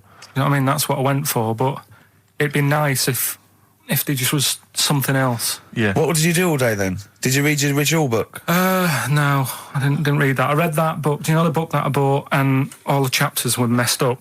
Oh, yeah. I bought a better version of that. All right. And I read that. Excellent. And then... Did it make more sense in order? Yeah, a lot easier to follow. Yeah. And then we went and had a look at the volcanoes and that. They've got 36 of them to look at. How many did you look at before you realised that pretty much, you've seen one volcano, you've seen them all? Probably about 6 or 7. Really? Yeah. And then when you got to the 8th, you thought, now I know what this is going to be, Suzanne. This is going to be like a mountain with a hole in the top. Yeah. Really? But it happened years ago as well. It's like, just keep a couple, fill the rest in, tidy it up. Fill the rest in! Yeah, no, Well, getting some builders. No, seriously though. Okay, 4 million tonnes of concrete, please. They're an absolute death trap. Yeah, what do you mean fill them in? Do you know what a volcano is? It's just a hole, isn't it? That's happened. Well, it's more than the hole. It's more a portal to the magma in the centre of the earth. Back in 1730 it happened, and they still haven't sorted it out. Well, when you say it happened, volcanoes were made a lot longer ago than 1730. No, but the one that did Lanzarote in. Right. Sort it out. What would you suggest? Well, How tidy can it they up. fill it in? It's joined. It's all joined. No, but what I'm And saying is, it was the a- big it was- plates of the earth are all joined. it All was the a disaster, magma's wasn't it? joined. with the trade centre thing, that happened. They cleaned it up, sorted it out, they've moved on. That's what I'm saying. Whereas Lanzarote have just gone, leave it. It happened back in 1730. You misunderstand me. How, in the name of God, can you fill in a volcano? You ignorant twit. No, but it's not just the holes. They've actually left the lava everywhere. That's what I mean. It's not just the big holes. There's lava everywhere. But it's molten rock. They can't just pick it up like they're like a carpet. Put it in the holes. The holes are there ready. Just push it all in. That's what I'm saying. Right, we've got who's that on the line? It's Rob. Rob, and are you a doctor? I'm a final year medical student. I'll be a doctor in 2 months, touch wood. That's close enough, isn't it? Yeah. Excellent. So, where do you study? Do you want to give more details, or do you want to remain anonymous as you're calling in to I study at Barts Hospital. All right, great. So, why do GPs sometimes put their finger up a man's anus? To see what's there. You know, if you've got hemorrhoids, if you've got an enlarged prostate, you know, it's either that or they stick up a big tube and have a look up with a light. What? And it's easier to do that. Now, are you dumbing this down for us, or are you going to fail your medical exams by saying stick up a big tube with a light? I'm dumbing it down. Okay, come on then. We're all intelligent people here, and Carl. So you tell us what's that called? It's called a sigmoidoscope. Right. Nice. That was a clever test, wasn't it, Rick? 12 inch long. Yeah. 12-inch long tube they can put up there. So, Carl, would you prefer that or a finger? Well, so do they sort of do the finger first, and then, I mean, at what point do they say, hang on, we need a light here? I mean... It's normally if there's something wrong. But, so if I go then, say if I go to this well-known clinic, right, and they go, yeah, the art's good and that, yeah, finger, there you go, and then they go, hang on, I'm going to go and get me light and tube. I could start worrying then because they've sort of found something. And they're not likely to go straight in with the tube. They'll probably send you off some tests first. But Carl, there's nothing. But you go to these places to put your mind at rest and to know where you are with your health. I mean, it's not that you go along. That's what most people worry about. They think that because I'll go along and they'll find something. Well, one, that's illogical. It doesn't heighten the fact they'll find something because you go along. And two, if they do find something, it's a good job you went along. I mean, I'm a hypocrite because I don't go to the doctor, but I've had that Carl, done. You should be concerned if when they shine the little light in your ear, it comes out the other side of your ear. No, the other ear comes right out the other side. That's when you should be worried. But Rob, right, you said then, if they find something, they send me off for some tests. Why can't I just have the test without that and cut out the middleman? Do you know what I mean? Because you're wasting lots of money. There's hundreds of tests they could do, and they could do every test, and they could all come back with nothing, or they could do the finger up there and send you for the 3 tests you need to find out what's wrong with you. But in this day and age, with all the technology and that, and like brainy doctors and all that, the only way to find out is sticking a finger up there. What are you worried about, Carl? Is it fundamentally that this doctor who's has done 6 years medical training, is it embarrassing to have a man's finger up your ass? I just don't understand how you can get round to that without... But what don't you like? Is it fundamentally you don't like anything up your ass, or is it the fact that it's a man's finger up there? I don't like going to the doctors. It makes me nervous, because I think if anyone searches you long enough, they're going to find a fault with you, right? And especially if they're going that far into you. They're going to find something. And Probably not. well, you know, I just don't... I don't know how to get round to that sort of... that point where you get a... What do you talk to the doctor about? And he's like, all right, nice day. Strap your trousers. He goes, I'm gonna just, Most people just shut up and let you do it, and then breathe a sigh of relief when you say there's nothing there. Yeah. But is that at the end of the test, or is that the first thing he does? It's the last thing. So that trousers up out the door. Because he knows it ends conversation. He knows it's a bit of a faux pas. The doctor says, "Oh, I better not kick off with the finger up the arse." What I do is I'll start on with the the head, and then we're then go. Oh, one final thing, Mr. Pilkington. So Rob, he drops his keys and he goes, "Pick them up." And as you bend over, will you be doing this, Rob? Is this what you're like open to do? You do all these. I'll have to do it at some point. All doctors do it at some point, no matter what they specialise in. So the first one, is he another doctor there to sort of make sure you're doing it right? Not dentists. No, but do you know? Dentists aren't doctors anyway. But do you know what I mean? Like, normally it's like a co-pilot will have someone with them for the first one. So when you put your first finger in, Yeah. will someone be there going, right, you just want to move to the left I've of it? already done it. Have you? Yeah. So that's the thing with a student, you're learning. So you get people teaching And you how to learn do on- these things. Can I just point out, Rob, I think I'm right in assuming that you have a glove on, Yep. and there's lubrication, Yep. and it doesn't hurt. No. There you go. What are you worried about, But Carl? who's this person who everyone's testing on in your class? It's not one person. One person. There's like, when a patient comes in and they've got a problem, your boss, the consultant, he does his finger up, and if Yeah, he but- finds something, he goes to the patient, is it alright if the student has a feel as well? Then the Well, student what- puts on a glove, puts the leave on the glove, and sticks his finger up and sees what he comes out with. Rob, I wish you could see Carl's face. I mean, his face when you said, and he says, can this fella have a go as well? He looked horrified. That he thought it was a free-for-all, like there's a queue of people trying on gloves and going, let's have a go. That looks good up there. What have you found? No, I mean, how come you had to sort of... Is it not something you could test on yourself rather than waiting for other people to come in? Because then, you know... It's Cause an when you awkward position to get to, really, isn't it? well, but you can have a good rummage then without feeling too awkward, but to sort of have a go on your first patient when you don't really know what you're looking for anyway. Do you know what I mean? Never really thought about it. Because you don't... If you've never done it before... You pop your finger in there, and you've got to sort of look. You've got to have an expression on your face, like you know what you're finding. Well, they can't see what you look. They can't see I'm telling you your what's face. there. You got the big boss consultant man going, now move your finger there, and you'll probably feel this. Because he's just done it. He knows what's there. Well, what? Oh, so he's already had a go. He's had a feel, and he's going right. If you feel to the right, that's the conglomerate or whatever. The congomblery, yeah. It's congomblery is in perfect Right, working well, order. Well, that's. I'm still. Thank you, Rob. Thank you. I'm sorry you had to go through this. Carl is probably the worst patient you'll ever encounter in your medical career. Good luck with your finals, and thanks very much. And do you know any female doctors who do this? Or? Thank you. XFM 104.9. Thank you. 104.9. I'm Ricky Gervais. With me, Stephen Merchant. It's the best of. You've been voting in all week, sending your emails. So here's the clips that you wanted. Right. Okay. Right. The results of We ain't got a winner for the first time. Yes, we have. We've got done this loads. feature for. We've got loads of winners. No, we haven't. We've done this feature for 3 weeks. This is the first time I've managed to sort of. What? Well, let's go through them then. What have they got wrong? The first one. The first one. What was the first one? first Yeah, the first one. Well, hang on. Let's do them in reverse order first. So what's the last one? The last one. The clue was that bloke does sport on the telly and he's got a little kid. What's that? That's Destiny's Child. Des, who does ITV Sport, that's has got a terrible, tiny man. child, right? No, terrible. that's fine. They got that. Okay, Destiny's Child. What's the one? Des What's the middle one? Right, the middle one. Right. Child. The second one was he doesn't like women. Yeah, he's got a couple of kids. That's a bit weird. Yeah. Right. That was PD. That was Puff Daddy. That is offensive. Go on. But it's not Puff Daddy.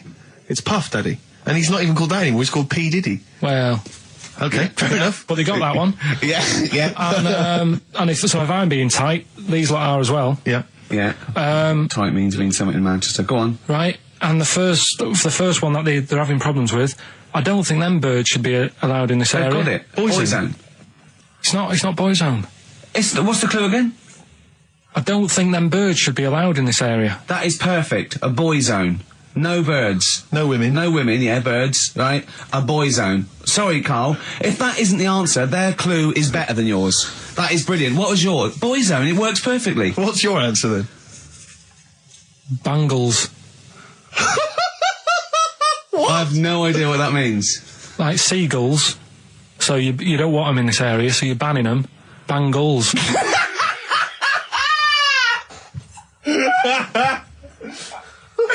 Oh! Well, give it to boy zone, because boy zone's better. Don't use birds being loud in this area, it's a boy I think zone. we should have a rollover. Carl beat them. Carl beat them. You have to use his logic, But surely. theirs works. You can't do what am I thinking. No, that's not what I'm thinking. It perfectly. It works perfectly. I think you've got to give it to the ones that got the boy zone. Well, how about, right, because they didn't actually get into my head and my way of thinking, heaven right? forbid. How about we just keep back the David Attenborough, and they can have, I'll chuck in the Hellraiser, right? Okay.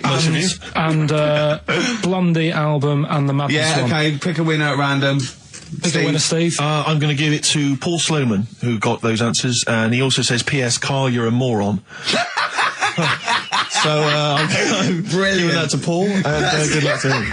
Right, well, He's got a crazy night tonight. If we can rush these over to him, he's got a cracking Saturday night. well, if I'm a moron, I might get your address wrong when I send them to you. Coming right back at you, Paul. Yes. Carl, you're making noises while I'm talking. Yeah, but you do this all the time, trying to wind me up. And I'm not saying Manchester's the best place in the world, but what I'm saying is there's bits of it that I really miss. Yeah. Like last Sunday, right? When I'd met up with Ricky, we had spaghetti bolognese, which was all right.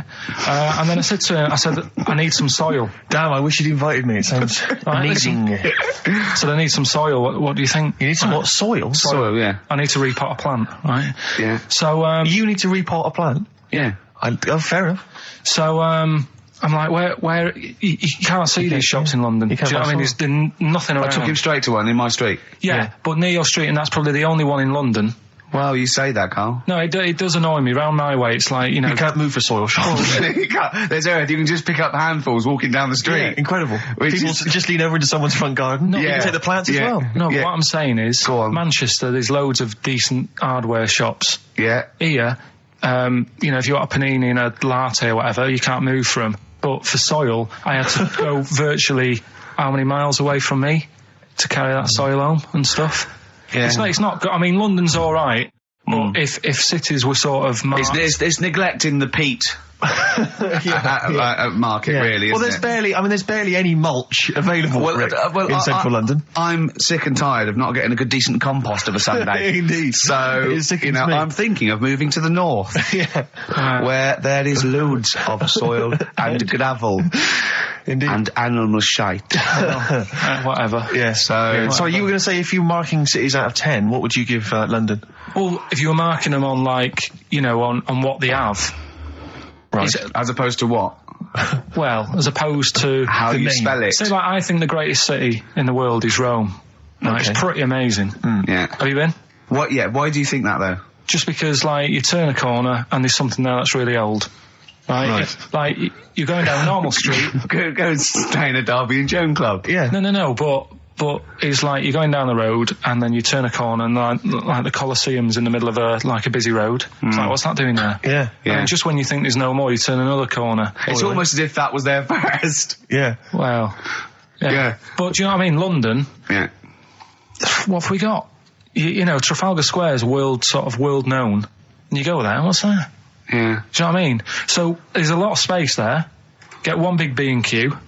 In Trafalgar Square. To cater for the whole of people who live sort of central London-ish. Yeah. And then I'd be happy, but what I'm saying with is... Nelson just popping up through the middle? Because you can still see it, couldn't you? Yeah.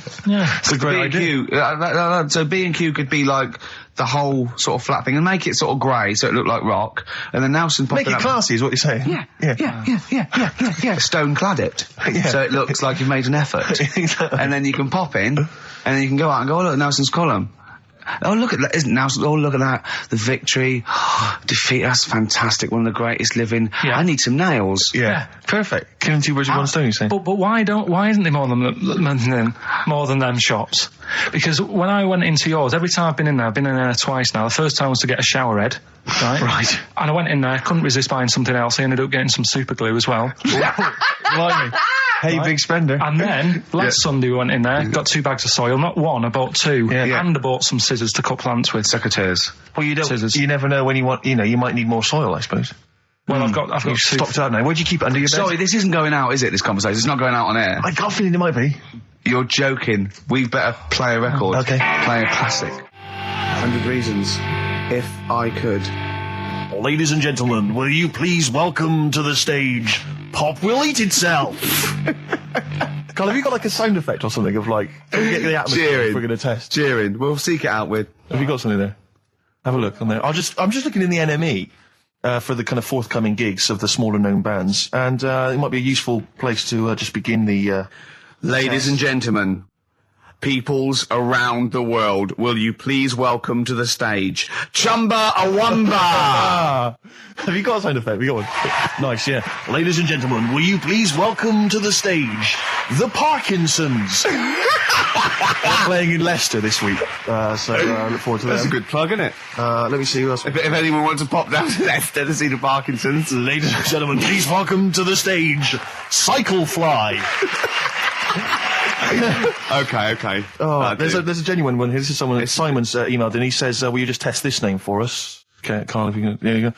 Ladies and gentlemen, will you please welcome to the stage Coach? Not utterly convinced. No, it's not too bad. It's not. I'm worried about the sound effect. We start to sound like Chris Moyles or something. Well, he's a top broadcaster. Everyone loves him. Losing weight as well. He is hilarious. funny man. Just there's one more coming here. I'll just check this one. Ladies and gentlemen, will you please welcome, this is Chris in Oxford, ladies and gentlemen, please welcome, Meanwhile Back in Communist Russia. Is that a band? I assume so. I assume it's his band. Yeah. Steve, I mean, I will play great old tunes to the cows come home. We got to give them a little bit of Dandy Warhols and Air and Athlete. I know that, and they're great, they're good, right? But I wanted to play a Cat Stevens song, but I thought I'd better not, because I've, play that a little bit. And we quite like resurrecting old reputations, don't we? People like Elton John who had bad faces, or David Bowie. People whose names now are largely laughed at in the serious rock or people circles. that people might not have considered. I thought Cat Stevens, Rod Stewart, I thought. Was he Rod Stewart? Many people now are thinking of the leopard hot pants and the ludicrous hair. I think I'm sexy and all those sort of awful stadium sort of disco things, but he wrote beautiful tracks from Maggie May and I thought, hold on, two birds with one stone. What about a Rod Stewart song written by Cat Stevens? Wow. Is there such a thing? The first cut is the deepest. Let's hear it, Rick. On this album as well is The Killing of George. Georgie Part 1 and 2, remember? About the gay bloke. Georgie Boy was gay, I guess. His favourite song. Carl's favourite song, right? Yeah. And I was going, I remember that, yeah. I said about, and I said, did not intend to take his life. He just pushed it when he gets mugged and killed. Do you know what he said? Go on. I was sitting outside, I was singing on he went, well, as I said, they go out too late. They go out too late? He meant gay people go out too late. He went, no, they do. I went, what do you mean? He said, well, they're always out, they go out when people are coming home. He said, if he'd have been in bed by 10, he'd still be alive today. That's a sobering lesson. And he went, there's one that works here and he's shattered every Monday.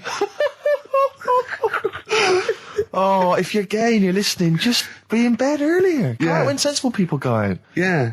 You're right, we're not on the continent, Carl. If you're gay and you're not in bed by 10, go home. Yeah. I don't get it. No, like, again, I spoke to you in the week, and I had much better things, like when I tell you about Brian Blessed climbing Everest, and for some reason it made him, it played havoc with his belly, and he followed through and he had to clean up. Shut himself? Yeah, using ice and snow. Why are you telling me that Brian Blessed, in what way is telling me that Brian Blessed shit himself once in any way educational? Because I was saying how he was climbing Everest, right? Right. I give it to him, he's an actor and that, but he gave that a go. Yeah. Right? It played... What's the point of that, you'd say, wouldn't you? You'd say, God, he's so he's alright. Me doing a boxing match, there's no reason is rubbish, but him climbing Everest and shitting himself, yeah, he did that. It's commendable. Right, and he's only going to, go and do it again.